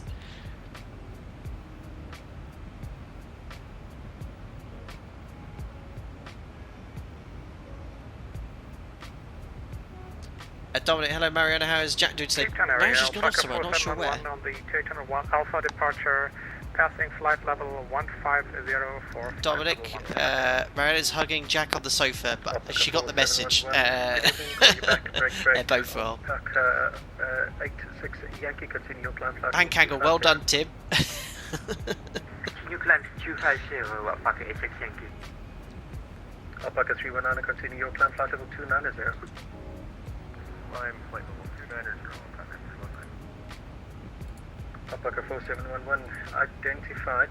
Continue your climb flight level 310. Continue climb flight level 310, Alpaca 4711. Center Alpaca A1 Tango Foxtrot with you, passing flight level 30. I think that's Tim. Alpaca 6 Mike Whiskey, contact Johannesburg 128.3. Super cool. Nice touch, Shepard. A day, lads. Johannesburg 128.3, Alpaca 6 Mike Whiskey, thank you very much, bye bye. Unbelievable. English is impeccable. Previous station, say again. Just confirm the handover to Johannesburg was for Alpaca 6 Yeah, Mike so the Whiskey. plan is, guys, obviously got across the ditch tomorrow. I'm going to take a few days break because I've literally been sat in front of my PC. Center Alpaca Mariana? A1 Tango Foxtrot with you. Oh gosh, it scared me. Front door opened. She said she was laying down with the dog, and next thing I know, the front door's opening. I thought I left it open. It a heart attack. Yeah, so I'm gonna. Literally, I've been flat out on the PC every day since Tuesday because we did Wednesday stream. What's that? Christmas present. It's going direct to Axopa regardless of what I've got set, so that's where we're going. Didn't even hear the door ring. Oh, right. Perfect. Yeah, so I can't even remember what streams we did this week. It's been so busy. Wednesday we did a split sim stream, didn't we? We did IXCG Microsoft Flight Simulator. Center Alpaca 81. So I spent all of Tuesday evening preparing that. Wednesday was the stream. Passing flight level. All of Thursday was preparing for yesterday's stream with the. I say all of Thursday, about 4 or 5 hours testing the sector, making sure there's a stop. And then all of Friday morning preparing for that.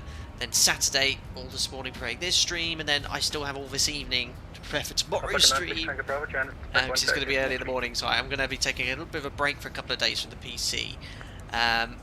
However, Mariana is insistent, because she wants me to keep messaging, about this second channel. I'm sure you've all heard about it. Now, most of it Mariana's been setting up, I've been helping her in the background, so we did want to mention it for the first time today during the group flight. So yes, we are launching a second channel. Now, the channel is... I don't want you to think that Flight Data Sim has been put on the back burner. It is certainly not. I'm going to be still flat out making content until things return to normal, until flying resumes. But what I do a lot in the spare time, and more recently Mariana, we do a lot of gaming, and I'm not happy putting gaming content on Flight Data Sim anymore. So, you know, we did some... Alpaca 520, Alpha Country Johannesburg 1283. 128.3, Alpaca 520 Sierra Alpha by now. What I'm not happy is putting gaming content on Flight Data Sim now. Because I have a relationship with a lot of developers now.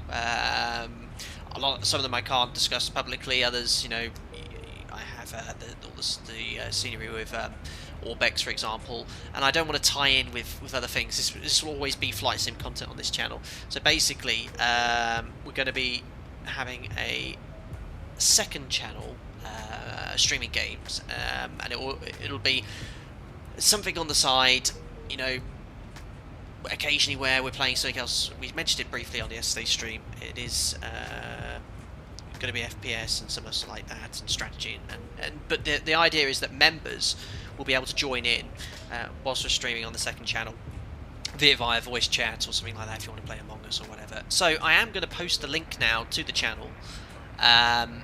It is live, it is on YouTube. We were thinking about what platform to do it, but because I know YouTube and how it works and stuff, it was far easier to link it here. Juliet, good day, sir. Welcome to my airspace. Continue climb flight level 310. So give me 2 seconds.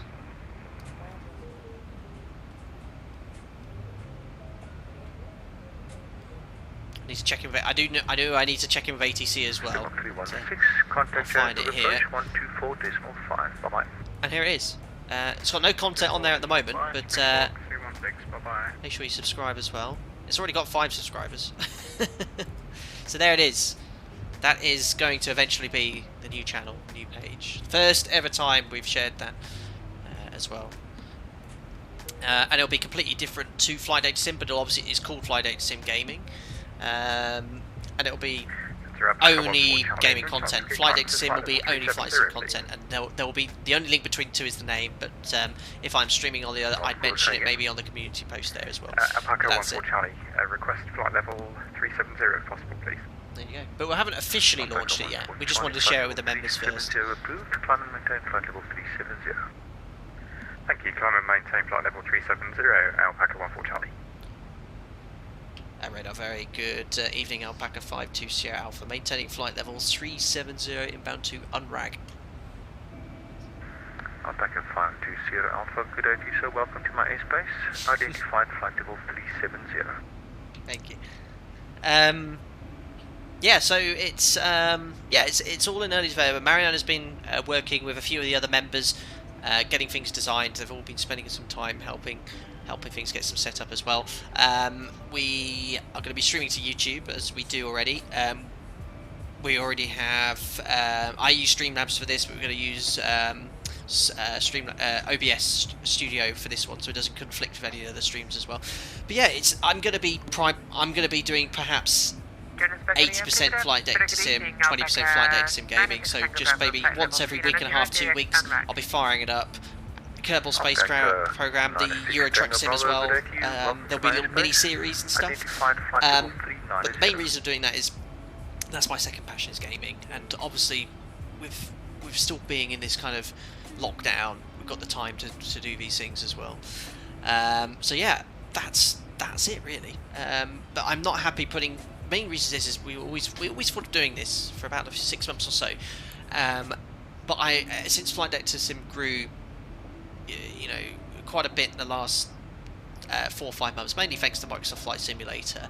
I don't want to start going off on another tangent with this channel. I want it to be all about flight simming or aviation content. You know, give it a few years. I don't know how the channel will go. I mean, we might do some other aviation content, live stuff as well. Not flight simming, but aviation related. But I'm pretty much just wanting to concentrate on flight sim at the moment. So yeah, that's it. Yeah, Kerbal Space Fair. Ralph's pleased. And some it'll be Euro Truck Sim will be there, Kerbal Space Program. Marianne is going to be doing Among Us. She'll be doing some split games we're playing together. 47 descent flight level 160. That's it. You joined as well. Thanks, guys. But it's not officially launched. I won't be perhaps officially launching it just yet as well. It's got no content, no videos, no playlists. And Marianne is going to probably do the first one. She's going to do an Among Us stream, and obviously I'm not going to be pushing it massively. So when I'm streaming on Flight Data Sim, I'll probably briefly be talking about it. There'll be a Nightbot command, probably just reminding everyone, saying coming soon. You know, yeah, Rocket League will play a bit of that. COD Warzone, Elite Dangerous I've never played. GTA 5, but it satisfies some of the youthful members as well a little bit more. But it'll be a lot more relaxing, but my passion is doing this, and I love setting up for these things, but it does take a lot of effort and work, but I will continue doing that. But yeah, maybe one evening, you know, I'll finish work and I'm on standby the next day, and the plan is, if I'm on standby, is to do a flight, you know, a Flight Data Sim flight, but I can just literally fire Alpaca 96 Tango Bravo. And go from there. To Alpha arrival for the ILS runway 03 right, report ready for descent. Captain Monster, you're gonna make me put slow mode on. Calm down. Alpaca 96 Tango Bravo, we're planning the Nivex to Alpha arrival for ILS 03 right, and we'll report ready for descent. He's planning a Nivex 1 Alpha. We need to actually a little look at it. It's double descent here. 250 miles, so still got a way to go. Sun's setting now as well. Oh no, don't do that. That's going to cause issues. And we're obviously flying away from the sun, so sunset's going to come sooner rather than later. Solitaire!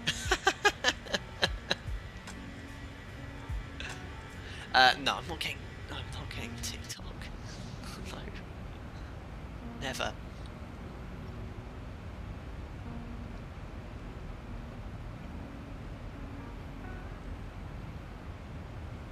Freckles, are we allowed to share the link to this channel? Are you talking about the Flight Deck Sim gaming link? You can do, yeah, but it's not going to be officially launched just yet, but if you want to share it, that's fine. Alpaca 96 Tango Bravo. Disregard my last. Alpaca 520 Alpha. Plan the 9x2 Alpha arrival for the ILS runway 0 Yes, right. it's X-Plane 11 going very bright in the cockpit again, just prior to sunset. Changes.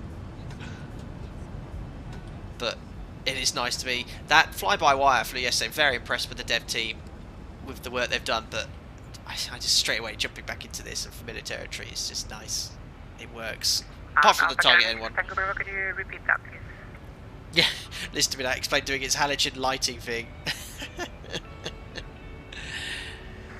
Alpaca 96 Tango Bravo. Sorry, Joe. I didn't even mention Joe. Joe Drake is the one who designed the logo with the blue and pink, which Marianne has been pretty much setting this all up in the background. And when I first saw it, I was a bit like, oh, okay. And then actually, when I put it in the banner and the logo, I was like, that's actually really nice. And it's cool because pink for Marianne, blue for myself. 8 hours. 8 hours of sunlight during the day. And in the summer we get 16 hours, so you get twice the amount of sunlight in the middle of summer in the UK than we do in the winter. But it's dark here.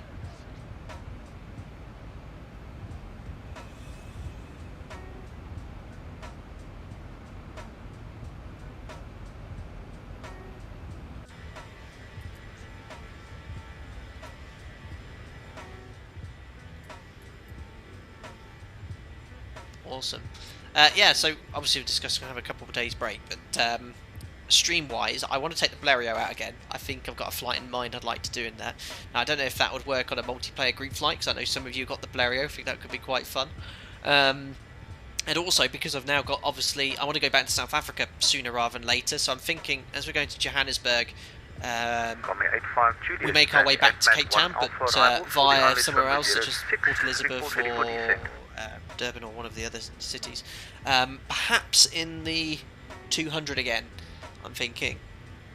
Or maybe just the Zibo, we'll see. Johannesburg Congo with 851 Tango Bravo with that flight at 14, flight level 14700 for flight level 150.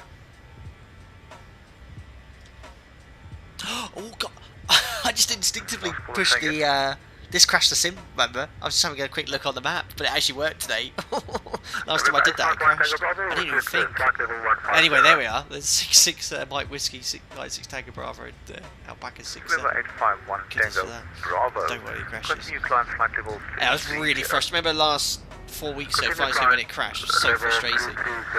I was even thinking today, like, if it crashes again, what would I do to rescue it? Like a nice little 2 sectors to get into thing. I did that during testing, kind of like instinctive.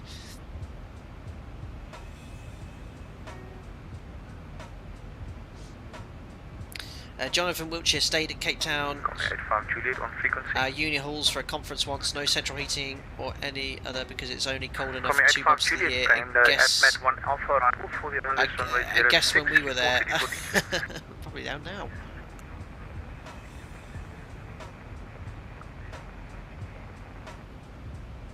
Freckles, speaking about 200, what do you think of my livery for it? I think I tagged you. Now, was this the all-metal livery? I caught up with it because I did add your 321 for the flight factor. I added that to the liveries channel with the existing one you'd already made for Flight Deck to Sim. So there's 2 links there, but I'll have a look at the other one as well. It was cold and midnight in the rain. Ugh. It's so cold in the UK at the moment as well. Alpaca 4 Alpha Golf, reduce speed 250 knots indicated or below. To reduce speed 250 knots indicated or below. Radar Alpaca 6 Golf Foxtrot request descent. Yes, go check out Joe Drager's website. Joe's one of our members at uni who does a lot of design and stuff like that, so go check out Joe's website as well. It's super cool. Thanks again, Joe. I know you liaise with Mariana quite a bit, but I'm so busy in the background setting up stuff. I don't get a chat to say thanks.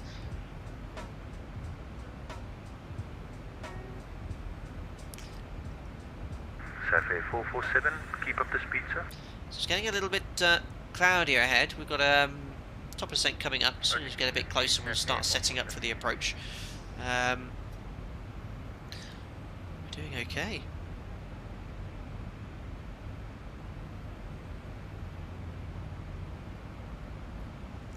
Oh, really cool. We got a tweet from VATSIM South Africa about the thing, but it's from the guy who runs it now.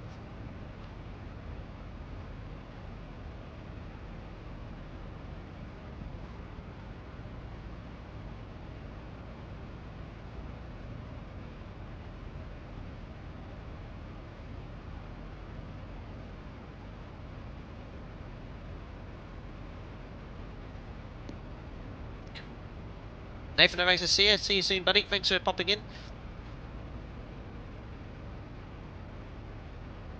And this means heading off too. Thanks for popping in, buddy.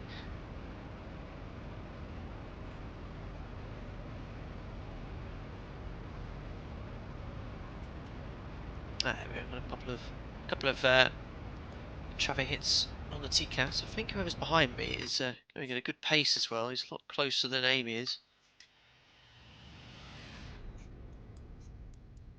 I reckon he's only, what, 30 seconds behind us, Alpaca 67? Cafe 447, contact Johannesburg approach 124.50, bye-bye. Johannesburg approach 124.50, Cafe 447.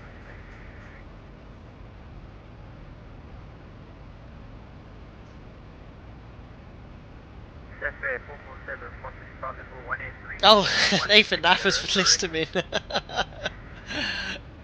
Fair enough. Nathan, you're going to go wander into the kitchen and find some breakfast. That'll be me prior to tomorrow's stream where you'll be tucked up in bed still, no doubt. The US?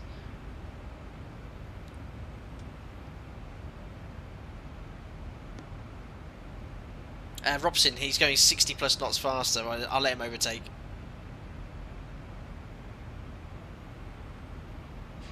Alpaca 160, X-ray descent. Alpaca 160, X-ray descent, flight level 160. Descent flight level 160, Alpaca 160. Let's have a look at the VATSIM map then. It's going so far swimmingly.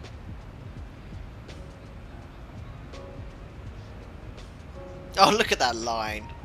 Alpaca 4 Alpha Golf, contact Johannesburg. I'm gonna share that on Twitter. I know it's a group flight and stuff, but no one will know where we are and who's who.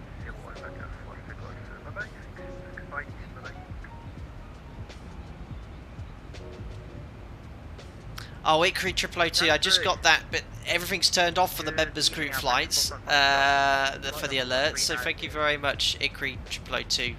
He's always coming in. He's just donated £5. There's a small tip saying Kia ora in New Zealand will take you places. See you tomorrow, Captain. Thank you very much, Ickery 002.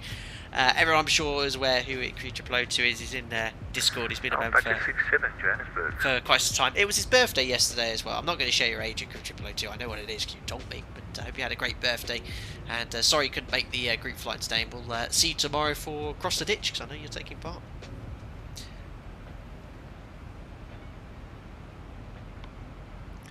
Captain Sponsor, Flying Data Sim Gaming will have a Discord server. There is a very early edition one already there, but we're not going to make it public again. Well, perhaps, but I won't be active in it personally. But Marianne is sort of, no one's there at the moment. It's literally got her and me, but I've not even done anything on it. I'm literally just, all my time and attention is into Flight Deck Sims membership only server.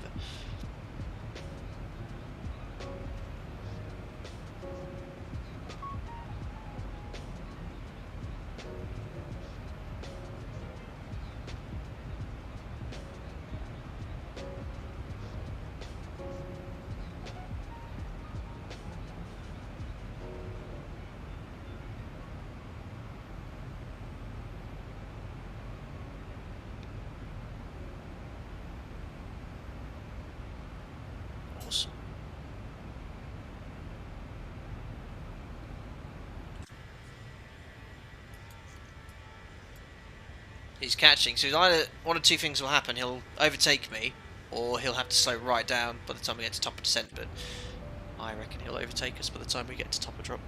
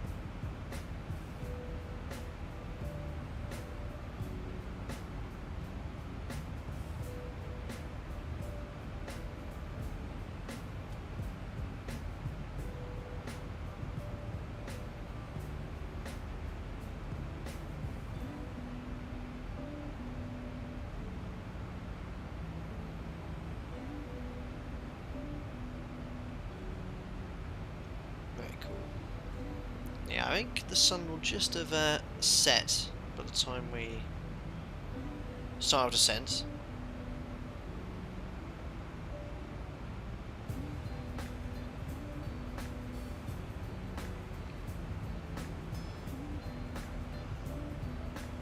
Dominic, VATSIM appears to be dominated by the male sex. How many female pilots are members? It would be an interesting demographic to research. I mean, that's aviation as a whole, Dominic. I mean, it's thankfully in real life it's improving, but not more does need to be done to share with both sexes. I don't think we have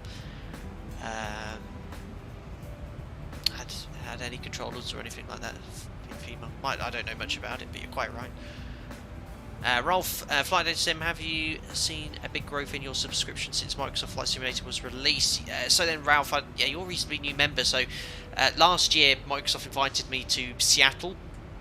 This was prior to Microsoft Flight Simulator even being announced. There was a small group of us, I think around 18 of us in total. So myself, some of the well-known names like Chewy was there, Chewy94, wasn't it? Who for Twitter, some people, I think Air Force and Proud guy, that big guy, he was there, but he was on a different day. So they sent quite a few of us to go check this out. And then they sent some B-roll footage, and I released a video last year, and this time last year, based on Microsoft Flight Simulator, which has been by far my most popular video I've ever made. It has over nearly 800,000 views now. And then prior to release of Microsoft Flight Simulator, I was allowed to stream it just prior to release, and the stream I did on the day before release, we had at one point the concurrent viewers, with the most viewers at one point was 8,800 people watching at one time. It was absolutely bonkers. And yeah, the subscription went from, we grew, I think it was 10,000 subscribers in the space of 4 or 5 days. It was absolutely crazy. I was getting contacted by news agencies and all this sort of stuff from the sort of position here. I did a few bits here and there, but yeah, a huge growth from that. So it was a great opportunity for the channel, which, you know, what a fantastic opportunity I was given for them to, Microsoft actually found out about it, was pointed out and stuff. So yeah, that was good fun. And then yeah, since then its growth's been back to what it usually was. So 700 to 1,000 subscribers a month, typically, which is great. Just nice to get it up. And I think when I get to 100,000, YouTube send me a silver plaque. Yeah, play button. I want to get that.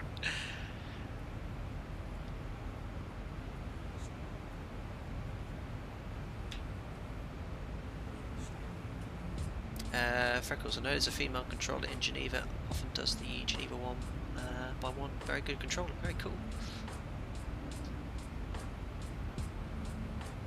Domino Mosina, 50 minutes after my slot time, I'm waiting in the queue for the runway, number 9 currently. Many people got clearances before me despite later slots. Oh no, I think there might have been a bit, of a backlog, but I think, I'm having a look at the VATSIM map, but we were lucky. I think the first kind of dozen of us got away cleanly, but it was just beginning to build up when we were leaving. I'm having a look at the VATSIM map now.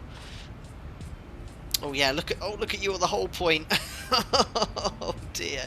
So I think literally everyone's pushed now, but there's just a bit of a queue.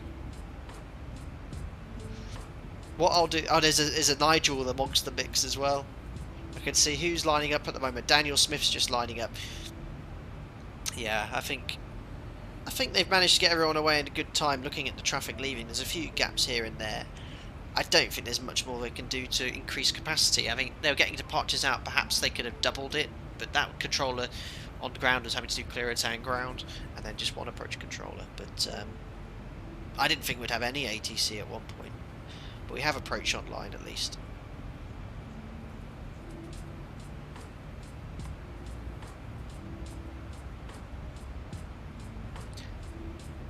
Freckles, have we lost subscribers? I swear we passed 70k already. I wish.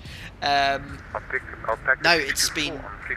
It got a bit stagnant as soon as the Microsoft Flight Simulator group. Because you imagine, a lot of people just subscribe just to get their ping up on stream. A lot of people do that. So immediately after the big spike up there, It was stagnant for about a month, and then it's slowly and now starting to pick up again. Alpaca 624, correction, Alpaca 264, plan your... but no, it's never gone down. It's always been going up, more stable. Total subscribers? I have no clue at the moment. I just look out for the big ones because, especially now, every 10,000 subs, I want to do a stream purely for charity. We're at 68,100. Alpaca 319, good day, sir. Welcome to my airspace. Identified flight level 350.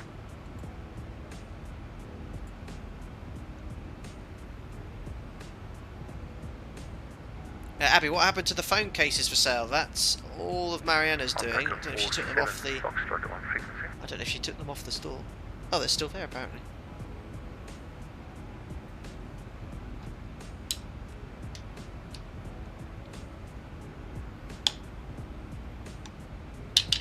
What I have noticed, though, it was quite funny, is ever since lockdown started, there's been a lot of real pilots that have started streaming as well. But I understand, you know, there's you can create content. There's someone there was a female pilot. It's someone sent me a link to. She flies a Dash 8. She's already got over 100,000 subscribers. I was like, whoa. So you did about 3 Microsoft streams. Very impressed.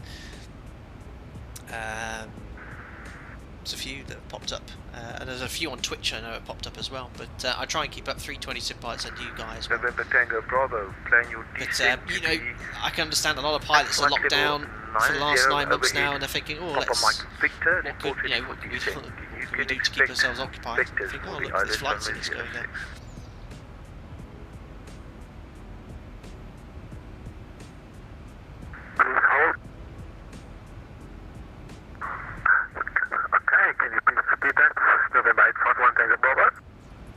November Tango Bravo, plan 95 miles and chopper drop, so let's start thinking about this approach here. Radar vectors for the ILS runway 06. So, let's bring up radar vectors for ILS 06, plan 9000 over Papa Mike Victor, November 851 Fox Alpha Oscar Romeo. That's the arrival, and we're going Alpaca 14 Charlie, request descent. On the star, Nibex 1 Bravo. There we go. Alpaca 14 Charlie. Occupied and maybe a bit of income to top things up too, of course. Oh yeah, I mean, of course, Jonathan. I mean, there's no denying the fact that you know, this covers the losses now from my work. But I don't want everyone to ever think that that's what the channel's about. Because I'm sure, and as you all are members, you know, I'm driven to make sure that your membership that you pay for is a quality experience. You know, I'm driven to do that. That's why I spend so much time in Discord. That's why I love preparing for these group flights as well. So I really appreciate that feedback. And we have members come and go all the time, and some guys go say, I need to go for financial commitments, and I fully understand that as well. But that's the main reason I do it. You imagine, we've discussed this loads of times before. You imagine if I opened up Discord now with the size of the channel and who would drop in. I mean, I've had issues with a couple of members, let alone some of the individuals you see out there who come in during the stream and chat sometimes. It's ridiculous. But yeah, absolutely, it's an income stream which we're very grateful for at the moment as well. But you'll never, for as long as this channel is going, you will never ever see me ask for any money ever. And people can come and go as members as they ever leave, and people donate because I think they actually appreciate and realise the huge amount of effort and work that goes into making streams like this, which is obviously appreciated. But I promise you now, and I swear to my last dying day, my last breath, that you'll never see me ask for any money off of anyone. Ralph Bartle, you're the best flight sim streamer I know. Quality work, thank you. Right, anyway, I'm getting distracted. Arrival, now he told us to expect Nibex 2 Alpha.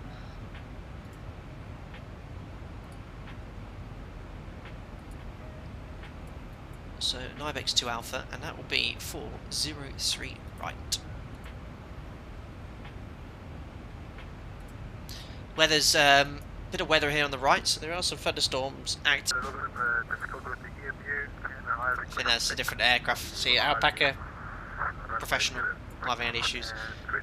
So Nibex to this point here, Tevar. November Tango Bravo, continue current heading, descent flight level 160. I guess that's this waypoint here. Flight level 160, current heading November 851. I'm losing the plot. Nibex is the first coded waypoint. You fool. Max 250, then it's to Juliet Sierra 012, max 210 knots. Now that is this waypoint here, even though I can't see how it's depicted on the ND, but you can see it there. It's already 22 miles, got 20. So it looks like it's generated the waypoint slightly after, and then we've got this waypoint here, GS013. However, I think this is the conventional arrival. There might be... area, good evening, Alpaca 4711, overhead Egtail. Alpaca 4711, so Nibex welcome to my airspace. To Alpha 10-2 Foxtrot. Okay, I think this is... I know what I've done. I've not selected the arrival. It was a different arrival. There's always a reason, guys. There's always a reason.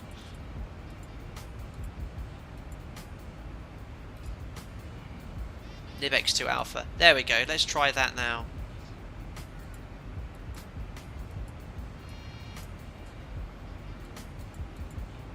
Nibex JSV 30. That's better. 30 DME. Okay, there's a little glitch here. Oh my, oh my. Where are we going, Zebo? Nibex 2 Alpha. I think this could be a bug, this arrival. Nibex 2 Alpha. Which takes us basically here to intercept the ILS. Via ILS... was it Zulu you told us 03, right?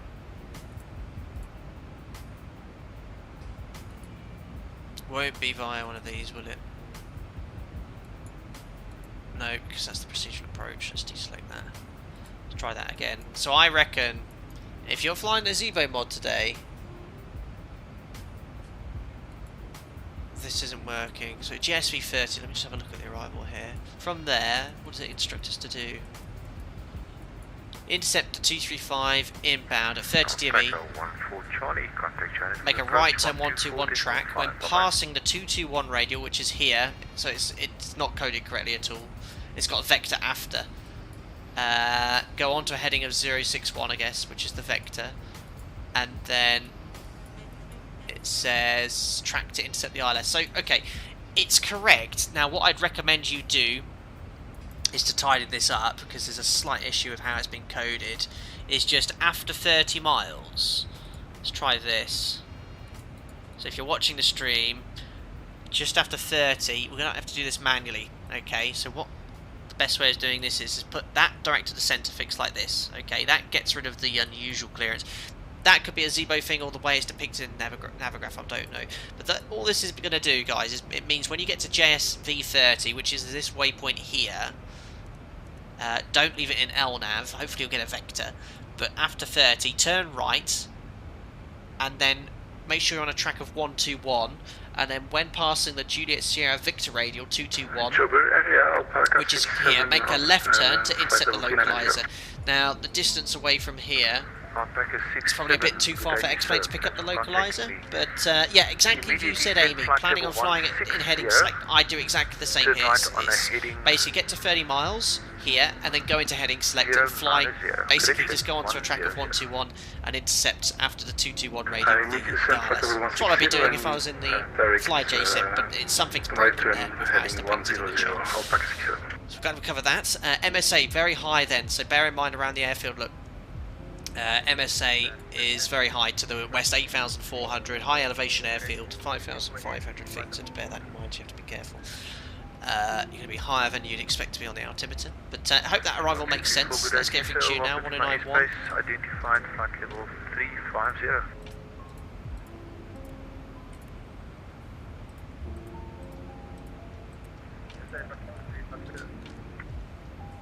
15-2. approaching top of descent as well. Alpaca 47, Foxtrot, plan an IBEX to Alpha arrival for the ILS runway 03 right. So I hope you guys get the message. If anyone comes online is going, oh, what do I need to do? We'll go from there. Oh, there's X-Men 11 giving us rain at 37,000 feet, thank you. Some nasty weather ahead, actually. Alpaca 47, Foxtrot, it's the IBEX to Alpha arrival, ILS runway 03 right. Navex 2 Alpha arrival IS 3 left, Alpaca 47 Foxtrot, and we will report when ready. Alpaca 52 Sierra Alpha, request descent. Alpaca 520 Alpha, descent flight level 160. Descent flight level 160, Alpaca 52 Sierra Alpha. So there we go, 160 set, let's go level change. Yeah, unfortunately, ski effect's completely broken still, so it's either no rain or default X-plane splashes, which isn't that realistic, but it's okay. Down we go, guys. Top of drop in chat. We've got a little bit of weather ahead. In reality, I'd probably just request a slight left heading, but it's, you know, this is at this altitude, painted like this, you'd be very concerned. That'd be definitely a CB, but this is more active sky's depiction of weather. But a CB of any colour you don't want to fly through. So in reality, I'd be asking for a heading due weather of that. I wanted to see. I'm really curious to see how X-plane reacts to that though. Anyway, so 191. We've got 15-2 on standby, which is Johannesburg. Course is 034. Oh, but I have the engine anti-ice on. It is actually really. So remember, in descent, regardless of the static air temperature, so if it's above -40, you use engine anti-ice whenever you're descending and because of moisture. 1015, turn right heading 160.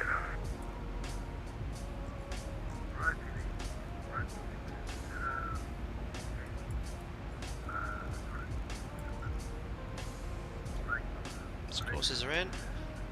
Minimums are 5, 7, 10. Tango Bravo, right heading 160, descent 4,000, correction 6,000 feet on QNH 1015. Just hold that down for a while. There we go.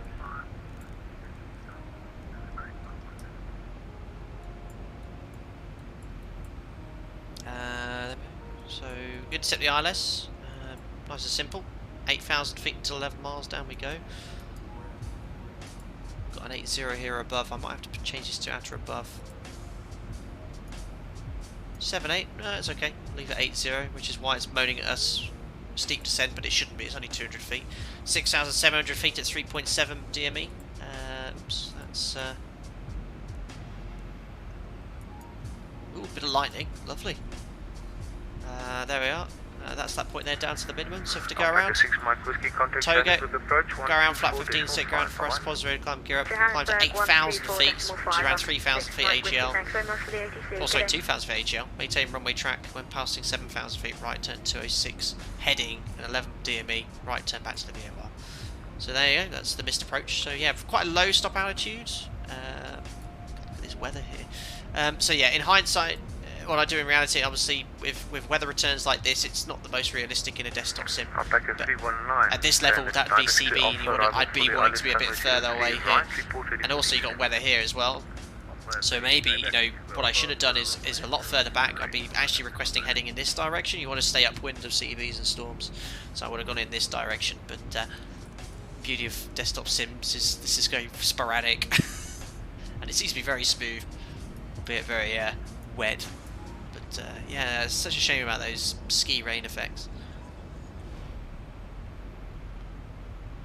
There's still 3 alpacas waiting to take off. Oh no, guys. To be fair, that's quite normal to a group flight. I mean, the first departure left, what, 2 hours ago? So it's about 2.5 hours of departures. I think that's all per the plan. Last departure due out is 17:08 Zulu, which was Jean, and Javier's at 17:06. So they are running a bit late, but I think the biggest late then is probably 30 minutes or so. Oh, I'm not paying attention. Profile, VNAV. Oh, Matt Burgess, you haven't even loaded in yet. Waiting on ortho. Oh no. 85 Juliet, continue descent 3,500 feet. Are you on the 345.19 Z-Bot? I am, Bjorn. The only issue is, well, we had a couple of issues.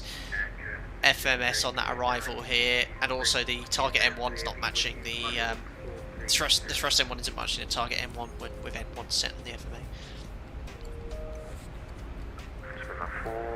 Dominic Corsini, how do I obtain weather radar on my Zebo mod? Tango Bravo, immediate right turn heading 200. Someone needs an immediate right turn. I'm not 100% sure. I think you might need. Is it the VST terrain radar plugin? I don't know if that provides the weather radar, but I think this is actually depicted by Active Sky. Identified flight level 410. Just getting an update on the weather in Johannesburg. Oh, it's only here the weather's bad. Johannesburg is lovely. Cav OK, 16 degrees, QNH is 1023. 03, welcome to my airspace, sir. Identified flight level 430.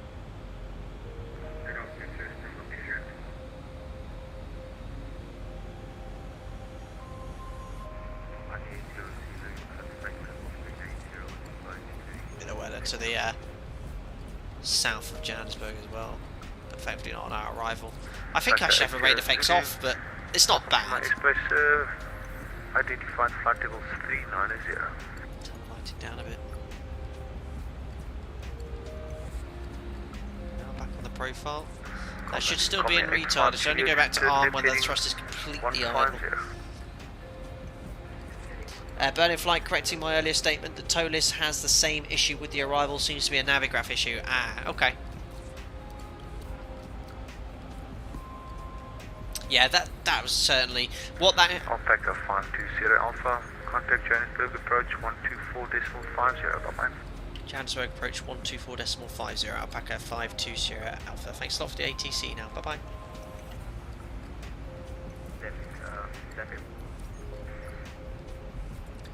So just had a look at the ATIS. It's the same as the METAR 170. Zone VMC, extra sits and stars in use, runway 03 left and 03 right for arrival.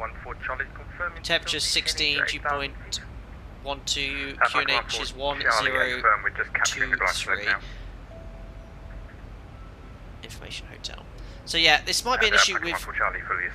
Yeah, this is a little thing with the X-plane because it only picks up the localizers when you're like within 15-16 miles. We've got to be a bit careful with the headings here. We might get a speed as well because we're quite close to 6 Tango Bravo. Thanks for the service today. See you soon. Pleasure, sir. Break, Alpaca 6 Mike Whiskey. Turn right heading 125 degrees. What's that? Flight level 100.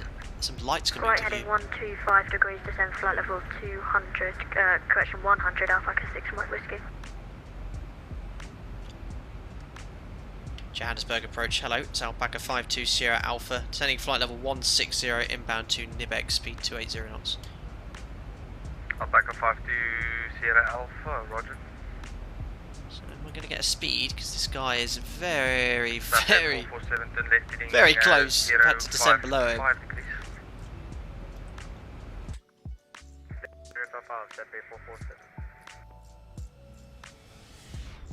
Alpaca 6 Mike Whiskey, can you confirm the heading 125? So at night time, you don't see anything on the windscreen at all. You can hear it, you'll hear the rain going on the windscreen, but you won't be able to see it. 125 degrees, Alpaca 6 Mike Whiskey. Jonathan Wiltshire, can you walk through how to read the profile on the ND, please? The white numbers above it just vanish. Presumably it's back on profile now. Yes! So, we're in VNAV at the moment. This is your VNAV profile. Okay, so VNAV, all that VNAV wants to do in path is be on this, and it'll do anything to do that. It'll pitch and plan to maintain its target speed, which at the moment is 250, so VNAV's obviously calculated, right, we need to go from our target descent speed. Oh, look at this. This is bad. He's only 2.5 miles ahead at the same altitude, sorry. So ATC should be on top of this a bit quicker. Clearance issue here. So yeah, we're now we're perfectly on the approach now, and that's what VNAV will ensure it'll do. In a very much a nutshell, John from Wiltshire. And that just is telling us we're 40-50 feet high, and that number is how many feet away you are from that VNAV plan profile. So VNav in the Zebra mod is very good, and it's very complex to program. Alpaca 520 Alpha, turn right heading 095 degrees. Right 095 degrees, Alpaca 520 Alpha. And that is purely for the fact Alpaca that... 520 Alpha, that's just for traffic, and you can descend to flight level 140. Descent flight level 140 Alpaca 520 Alpha with visual traffic. 140 is checked. We'll go back to level change because we're going slightly off the profile here. In fact, what I'm going to do is just go for VATSSA 1000. The reason is we're actually going off path. You don't want to keep descending. Alpaca 520 Alpha, if possible, Captain, decrease speed to minimum safe speed. We'll go Alpaca 520 Alpha, no problem. just love that. He didn't have to call me Captain. All bank angle 25. Alpaca 96 Tango Bravo, you on frequency, Johannesburg area? Cool. So in that case now, he's just creating some separation with the traffic ahead. So he's just getting us to slow down off the arrival, and that will create the separation he needs. But what can happen is, if you look on the VATSIM map, that can cause a backlog of traffic. They could all everyone can have this kind of effect where everyone's just backed up on top of each other.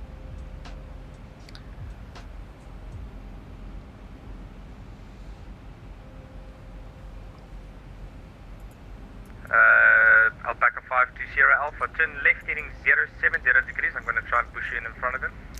Left 070 degrees, Alpaca 520 Alpha. Oh, and Alpaca 520 Alpha, you can cancel speed restriction. Free speed, Alpaca 520 Alpha.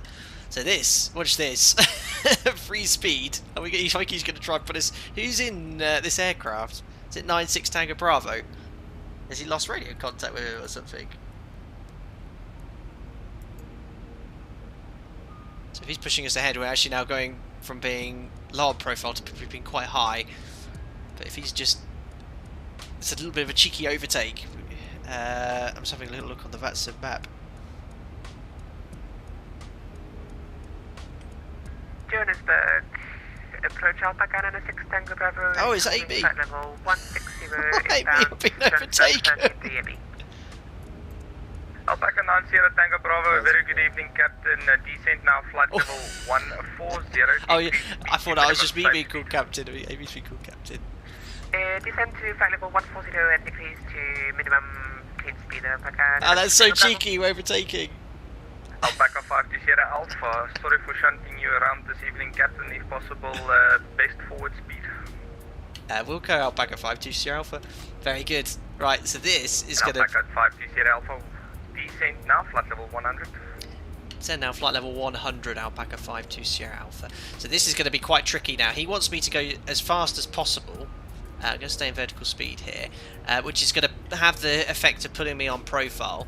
And I'm just going to use vertical speed just to drive it down a little bit, keep the speed up, but obviously I'm going to have to bring it back to 250 knots. But this shouldn't be an issue because Amy's going to bring the speed to minimum approach speed, so around 210 knots or so. We're doing 300, so it should quickly pip the approach. This actually happened to me once going into Copenhagen in real life. Got bitten. They pushed a sass. They pushed a sass in front of us. Really cheeky. Alpaca 6 Mike Whiskey Roger, radar service. So what I'm going to do here is actually dip slightly below profile. The reason is I need to get this speed back as someone. Tower 118.1, Alpaca 6 Mike Whiskey. Thanks very much for the great ATC. See ya.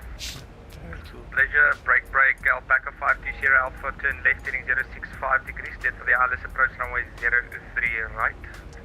Left heading 065 degrees, on that heading, cleared ILS 03 right, Alpaca 520 Alpha. Request further descent.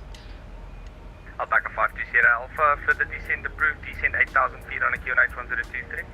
Turn out 8,000 feet, QNH 1023, Alpaca 520 Alpha.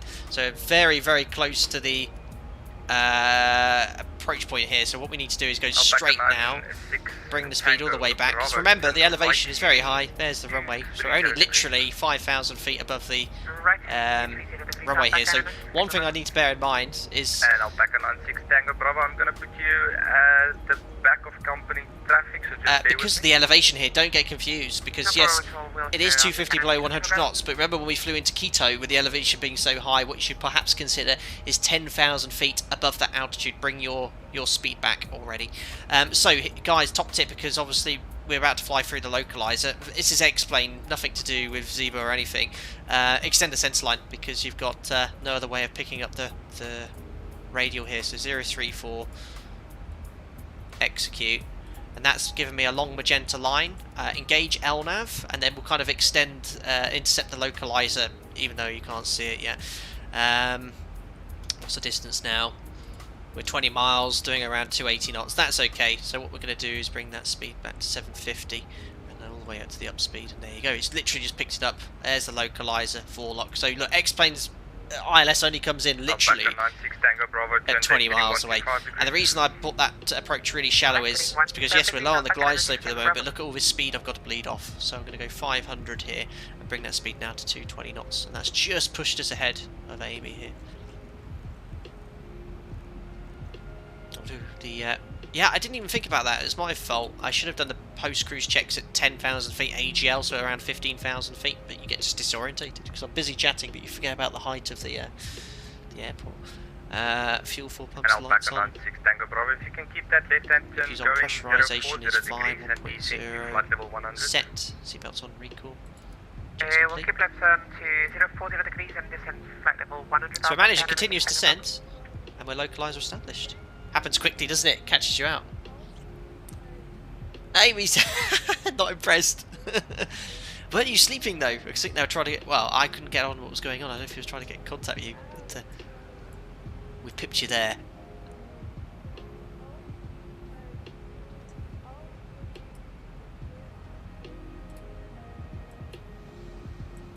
Cool. And set the glide slope at 8011 miles. So another 3 miles to go. That glide slope's going to come in imminently. Looking good. There's glide slope alive. And Alpaca 96 Tango Bravo, you can cancel the speed restriction. No holds at all. And it just goes to show you, when we do these group flights, the holding is usually from other traffic. I mean, I think we've done a great job. ATC have done a great job catering us all here with approaches continuously being flown in. So yeah, that comes up quick. Yeah, so in hindsight, I should have done the post-cruise checks at around 15,000 feet, which is 10,000 feet AGL. I gave them the best forward speed I could possibly can to the point where I was happy. You notice I've gone from 300 knots to 10 miles at 200 knots. That was my limit, so I started slowing down right to be level at 10 miles. And now we'll select flaps 1. Don't forget to do your performance either. Literally 100 kilos to burn. Flap 30. Or to brake 2. It's got a bit fast with everything here. Flap 1 we have straight to flap 5. You want to be on flap 5 by the time you have glide slope capture. Glide slope capture, I've got some approach. Missed approach altitude is 8,000 feet. Set.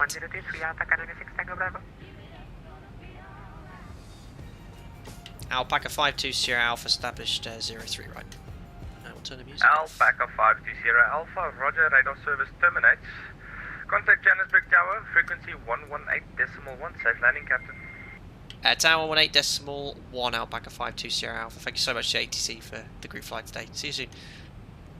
See you soon. Perfect. 118.1. I've just gone flap 10, guys, just to bring that speed back a little bit sooner. It was so quick. I didn't even discuss the landing performance. Let's take Romeo Echo. Look, first exit here to the left. That looks good. Cool. So flap 10 just to bring that speed back. Looking good. Johannesburg Tower. Hello, it's Alpaca 52 Sierra Alpha ILS 03 right, approaching 6 miles. Alpaca 52 Sierra Alpha, you're clear to land 03 right. Service winds 010 at 1 knots. Clear to land 03 right, Alpaca 52 Sierra Alpha. Perfect, so we've got a landing clearance, been cleared to land. Lovely. Got all the charts we need, and we'll just go taxi over onto stand. 750. Patrick L, have you forgot to start the timer? No, yes. There's no denying I forgot. Yes, I forgot. Citation X750 ready for start pushback. Perfect, start configuring. Gear down. Flat 50, match speed. Landing jets, flaps. Start switches are in continuous because I had the engine anti-ice on, which is now off. Recall is checked. Speed brakes are on green light. Landing gear down to green. Auto brakes set to 2. It's holding on the landing flap. Flap 30. It's 11 knots, so we'll add 6 knots correction. So flaps we have 30 required, 30, green light, landing lights are on, checklist complete. N1's a little high. I'll mention this to Zebo. 63% for flat 30 at this weight. We should be around 55. High N1. Sorry, I'm just making notes for Zebo. High N1, 64%, and our gross weight is 57. Yeah, that's a bit off. Should be around 55, 56% this setting. We'll get that fixed. Right, disconnecting. Autopilot, auto approaching throttle. 03 right. Just matching the thrust up, checked. Seniors from TDG by the time we get down there.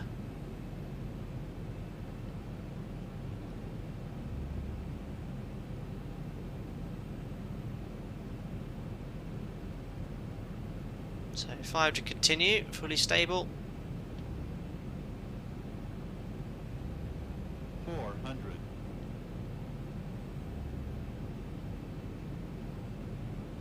Approaching check.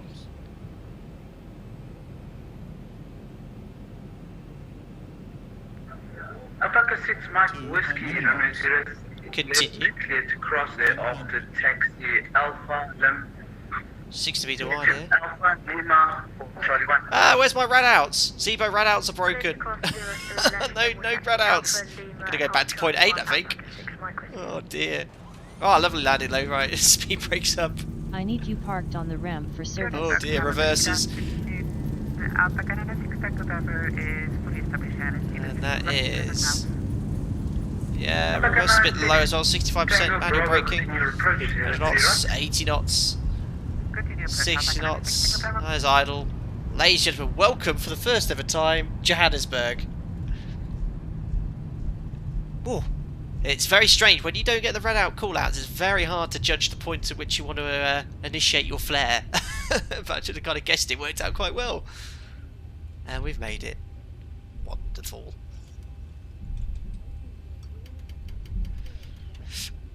Perfect. So we vacated here, we could carry on Echo, I guess. Alpaca 520 Alpha vacated 03 right at Echo. Alpaca 520 Alpha and taxi Echo hold short 03 left. Echo hold short of 03 left, Alpaca 520 Alpha. So that's going to be Echo all the way basically a straight line, and then we'll hold short of 03 left here. So if I bring up I think this chart, can't actually see where Echo is on this apron. Maybe I have to stick with the airport chart still. Yeah, I think we will. Jet charts are still fine. Wicked. We made it. Well, that was very eventful-less for us. No major issues with that. I mean, the Zebo Bob's got a few little bugs that have crept in with this update, unfortunately, but that sometimes happens. Updates come and there's a few more issues that crop up than we had before, but there was quite a few. We had no rad-out call-outs, N1 target wouldn't meet what we wanted, but the actual profile worked out quite nicely, flew quite nicely.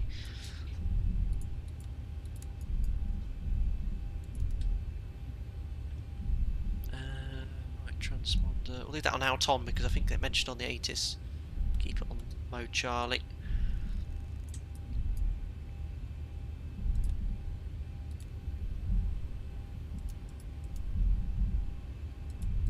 There we are, cleanup's done. Yeah, target M1 was a bit off as well. So we had about 57%. We had about 55% of this gross weight. We had about 65, so it's about 10% too much thrust. Which I don't know where that's crept in. I don't know if there's been any changes to the flight model or the thrust. But yeah, that's not ideal. I just make some notes for Zebo. You see, it's sort of like a test flight. This one, I might revert to 18 because this is 19, wasn't it? Yeah, this was 19. What I had before 18, I flew last stream. It was okay, but this one apparently fixed multiple bugs. It actually seems to have, which I didn't know about, and this one seems to have added several more. But that is the life of testing. You know, Zebo has this all the time. You know, has to keep testing. Some things fix it, some things don't. There you go. Right, approaching Echo. That's our clearance limit. We'll get the AP started as well. Don't forget, we're going to do the giveaway as well as soon as we get onto stands. Tobias, 28th smoothest landing. Thanks a lot. Alpaca 52 Sierra Alpha approaching, hold point Echo 03 left.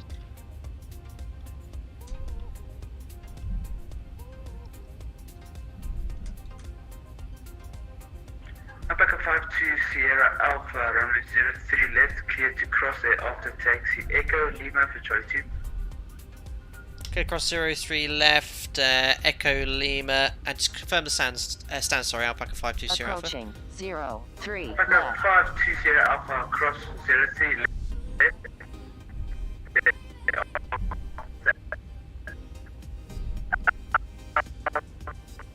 I can't get a word of that. I'm very sorry, but that came out very distorted. You can send it on text if you wish. Did you hear that?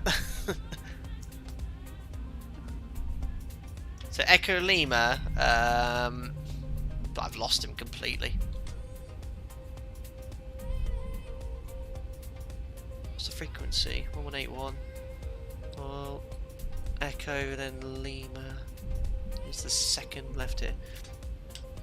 Tower Alpaca 52 Sierra Alpha. How do you read? We've lost him. Oh dear. Right, well, let's just bring it to an almost stop here. So there is, oh, that's the Lima taxiway there. So Echo, we're already on Alpha now. So this is the Alpha taxiway. I'm going to carry on straight here via Echo. I think he said Charlie something, which is going to be straight ahead. So we're already on Lima. Oh no, not Echo. Lima. We're up here. But you said Echo Lima. So how do you go over to Lima? Not sure. What I'm going to do is go straight ahead. Alpaca 52 Sierra Alpha, how do you read? Just make sure I'm still connected. Yeah, I'm still connected. Uh-oh. Ground's gone. Tower's gone. Oh dear.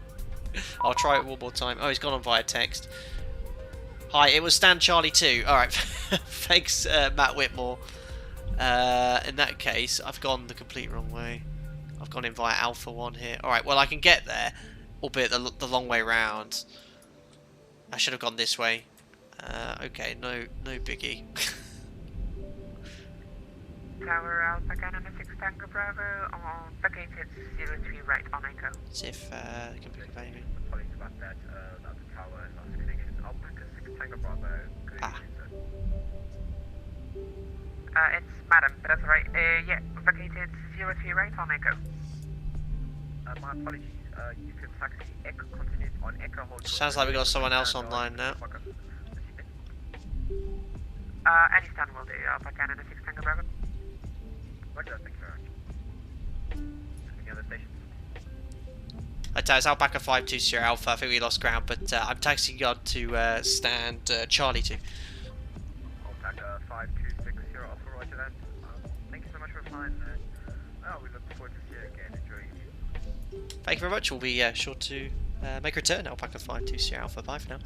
Perfect. Well, we'll go. I've come in the complete wrong way because I was meant to go in via Lima. But it wasn't too clear because his initial clearance was Echo Lima. So he said taxi via Echo and then Lima. So maybe perhaps I should have crossed over to Lima at some point. But Echo doesn't join in with Lima because Echo crosses the runway and Lima's down here. Now what I think I should have done is Echo Alpha Lima. So maybe he said that I missed the Alpha. But Echo Alpha Lima, instead I'm kind of crossing down here through the Apron Alpha taxi line. But we'll go to our original plan stand, which was Charlie 2, I think someone said, next to the other alpacas at least. Any stand will do. We assign Charlie 2. That was mine. I believe there was a preceding company traffic. That was me, yes. Okay, just hold. Just have to wait for the Learjet, that's all. Oh no, Sib Slater, what happened? Ortho causing problem that's 3 hours gone into the bin. Oh no. Stand on your right now, Alpha 10, you can take that. Is that for me? I don't have any stand on my right, I'm still on Echo. No, he thinks it's me. Okay, this might be a scenario because my scope showing you on the apron right now, right? Okay, so... He's confused because he said turn right now onto stand Alpha 10, but that's Amy talking, not me. On taxiway Echo at the intersection with Kilo is Alpaca 96, Tango Bravo. Alpaca 6 Tango Bravo. Continue Echo. I will There you to Alpaca 526 Alpha.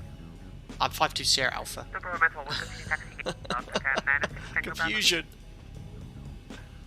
Alpaca 52 Alpha. Do you want to take the stand to right now? Alpha 11. Alpaca 52 Sierra Alpha, Roger. I'll take Alpha 11. Alright. 256 X-ray 750, confirm your taxi. Is that the Learjet from FSX? Not sure. We'll take Alpha 11 anyway, guys. Oops, APU. Oh dear, oh dear. I got so excited. Well, I'm going to go straight to ground power anyway. Of course it's TTG, so he's gone to the effort of making sure we have guidance. Super cool. Don't forget to turn your lights off as well.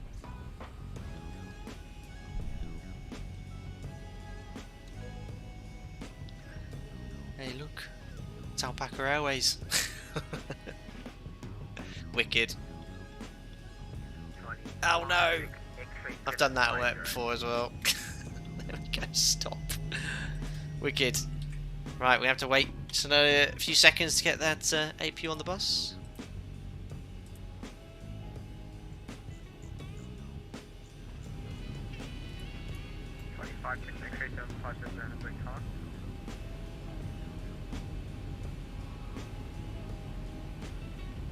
I think you guess an issue with your ortho tiles. Now, I never check my ortho tiles, and I know someone shared in Discord a link for checking them. I downloaded, I think it was 30 tiles for this sector, and all I do, I basically... Oh, helps to shut the engines down.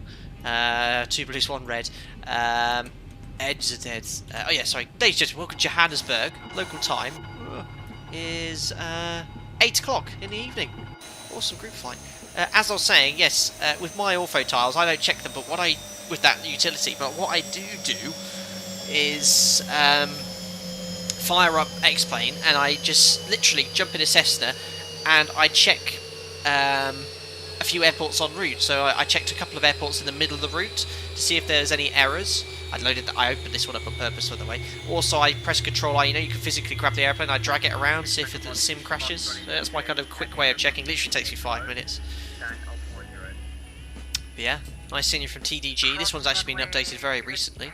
03 left, Echo, continue Echo, and stand Alpha 12, Alpha Canada 6, Tango Bravo. 2000 standby, that'll be the transit checks complete. There we go. Well, sorry I'm not with the other alpacas. And there's 96 Tango Bravo, that's Amy. And that's 47 Foxtrot just landing. Very cool. So it's kind of funny because it's a group flight, it's busy with a group flight, but with not much other traffic. I did think they said they were going to be hosting an event today, but I think we've kept them busy enough, but awesome. We'll do the giveaway shortly, but yeah, Seb Slater, sorry to hear about your tiles. Captain Monster's got nothing for working for him in prepares. Yeah, he said he'd been fixing it all day. Our call-out's activated in the FB. Oh, good point, Greg Scott, but I've never fiddled with it or changed it. I didn't even know if it was customizable. Oh, Zebo, thank you. What? Great. High rate of descent below 500 feet. Really? Oh, Zebo, you're too critical. I didn't even know how to check that out. I've not ever changed it, so... audio. I've never changed it in the history of me ever... updating it with regard to the rad-out call-outs, so I don't know if it was completely broken.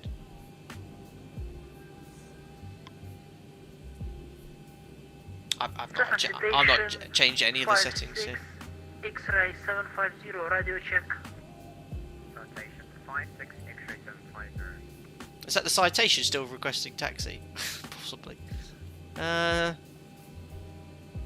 Rad-out call-outs, audio configuration, it's all on 5 anyway. Trim wheel I have off, which we've discussed before. So I think it's a bug, because it's working fine. I've not changed the configuration on the save file, ever. So I'll let Zebo know anyway, otherwise it could be an issue. Lanik 2000 Captain, how did you get the co-pilot next to you? Are you? It's because I pressed C, look. So technically I'm here on the normal camera view, so that's how he appeared. But because it explains quite cool, you can still set everything, look. even though you're in the external view, it has all that stuff models. You can literally like use it to get into the cockpit and still set everything in the timer and stuff, even though it's the free camera, which is pretty cool.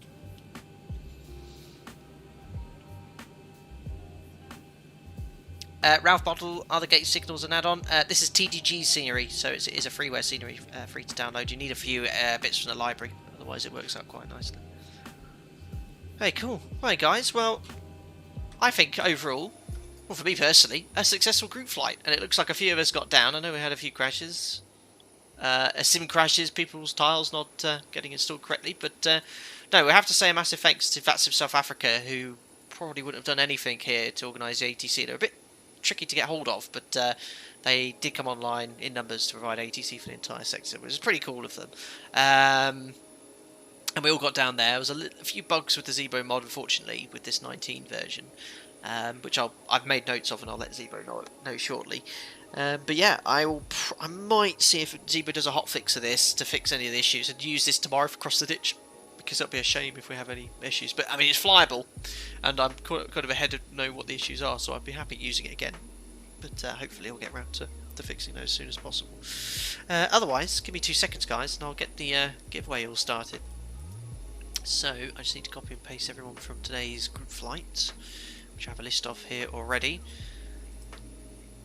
And just give me 2 seconds because I need to load up a browser source.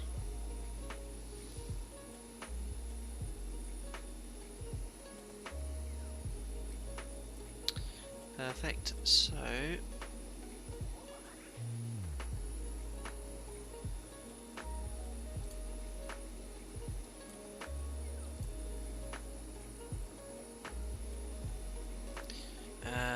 list randomizer.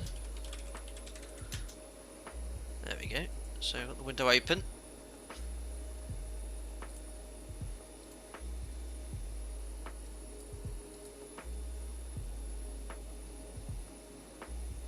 Where is what I've just opened up? There we go. Can you guys see that?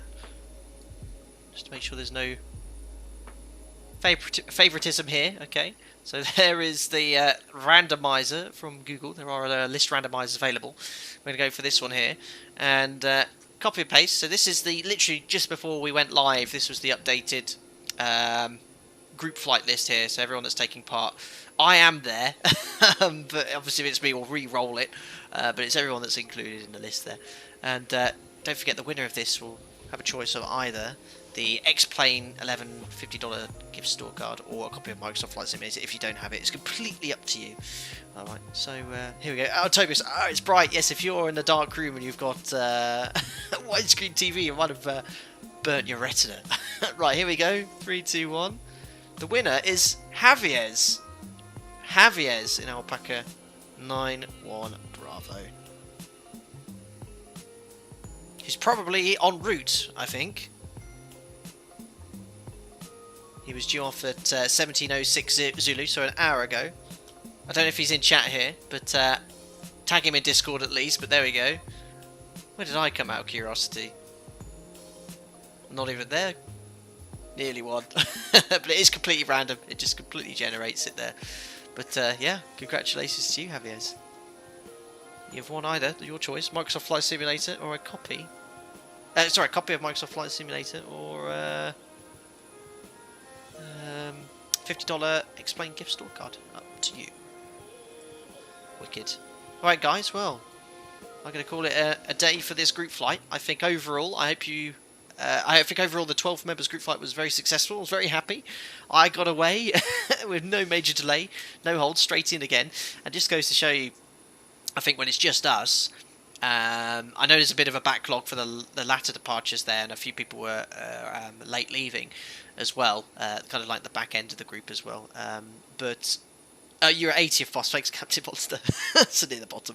But yeah, I hope you enjoyed it anyway. And give me the feedback. If you weren't too happy about something, let me know.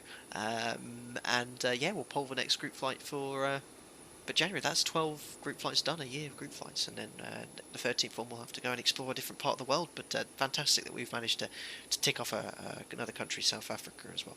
So fantastic. Let's call it a day. Actually, just before we do that, because it would be tradition to miss it. We always try and at least watch someone coming to land. So who's Alpaca 46? I know it's night time, but all the pressure's on you.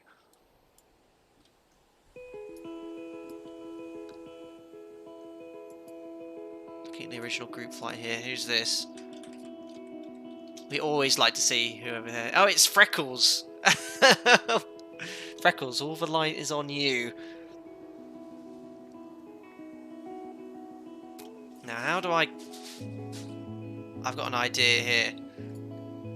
Let me just quickly change it to daytime so we can actually... Shouldn't lock me off if I'm quick. There we are, so we can actually see Freckles. You're landing. Oh, it's an Airbus. We'll do it for you, won't it?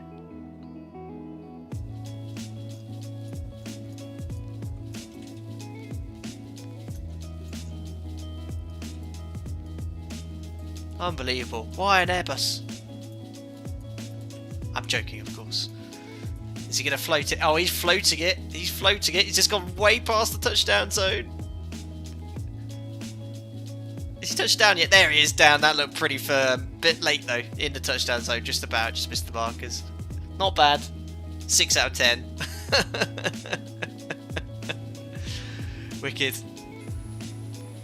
Well, let's turn this music down now and end our stream here. I'm just going to disconnect from VATSIM as well. There we go. Thanks to everyone that took part as usual, and cue the funky replay music if I can find the... God, I was trying to be professional, no delay or hesitation. I can't find it on the Streamlabs thing. There we go. What day? I'll get it all. Right, fortunately it plunges us back at night time because it's always based off what time you were actually in during your stage of flight. And for me, not so bad. Bit of a float, but yeah, it was nice and smooth.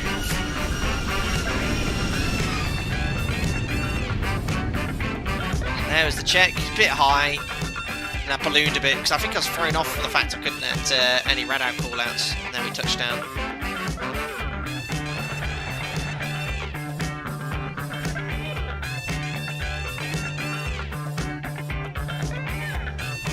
Captain's wants a voice chat for stream. Not today. I've got so much to do to prepare for tomorrow's stream. Across the ditch, buddy. Loads of work to do.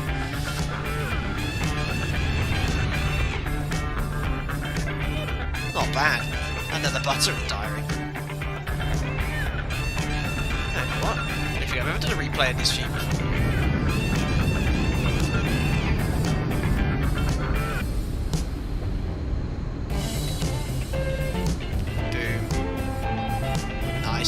Bit long though. Wicked. Alright then, well guys, as usual, thank you so much for taking part in the 12 members group flight. For those of you who actually took part in the flight as well. For those of you who watched as well, thank you so much for popping into. Hopefully we'll get you flying in the group flights as well. It'd be great to have a few more people as well, get up those numbers. We need to try and break the record of our last members group flight. Well, one of them, which was over 70, and that was actually one of the most, one of the best organised ones from ATC, hardly any delay, so it was really cool. But nonetheless, very happy with how everything went as well. So congratulations to you, Javier. So we'll get that all sorted to you ASAP. And as ever, to all the members, as I mentioned earlier during the stream, thank you so much for the direct support you always give. Really appreciate it. Both Mary and I do. And I hope you're getting everything out of the membership as you wish. Don't ever hesitate to contact me there as well. I am approachable. Mariana gives lots more messages to me. I'm jealous. No, I'm kidding. But feel free to ever, if you have a question, DM me or tag me in Discord to answer a respective question. And a massive thanks to the moderators, especially to Pilot Mike and 737 Cookie and AdJ20, the engineer, who answers so many questions as well. So I want to just give it a little shout out for him as well. Guys, stay safe, and I'll see you all tomorrow morning for the Cross the Ditch bright and early. And I'll be on Discord this evening anyway. Take care, guys. Good night.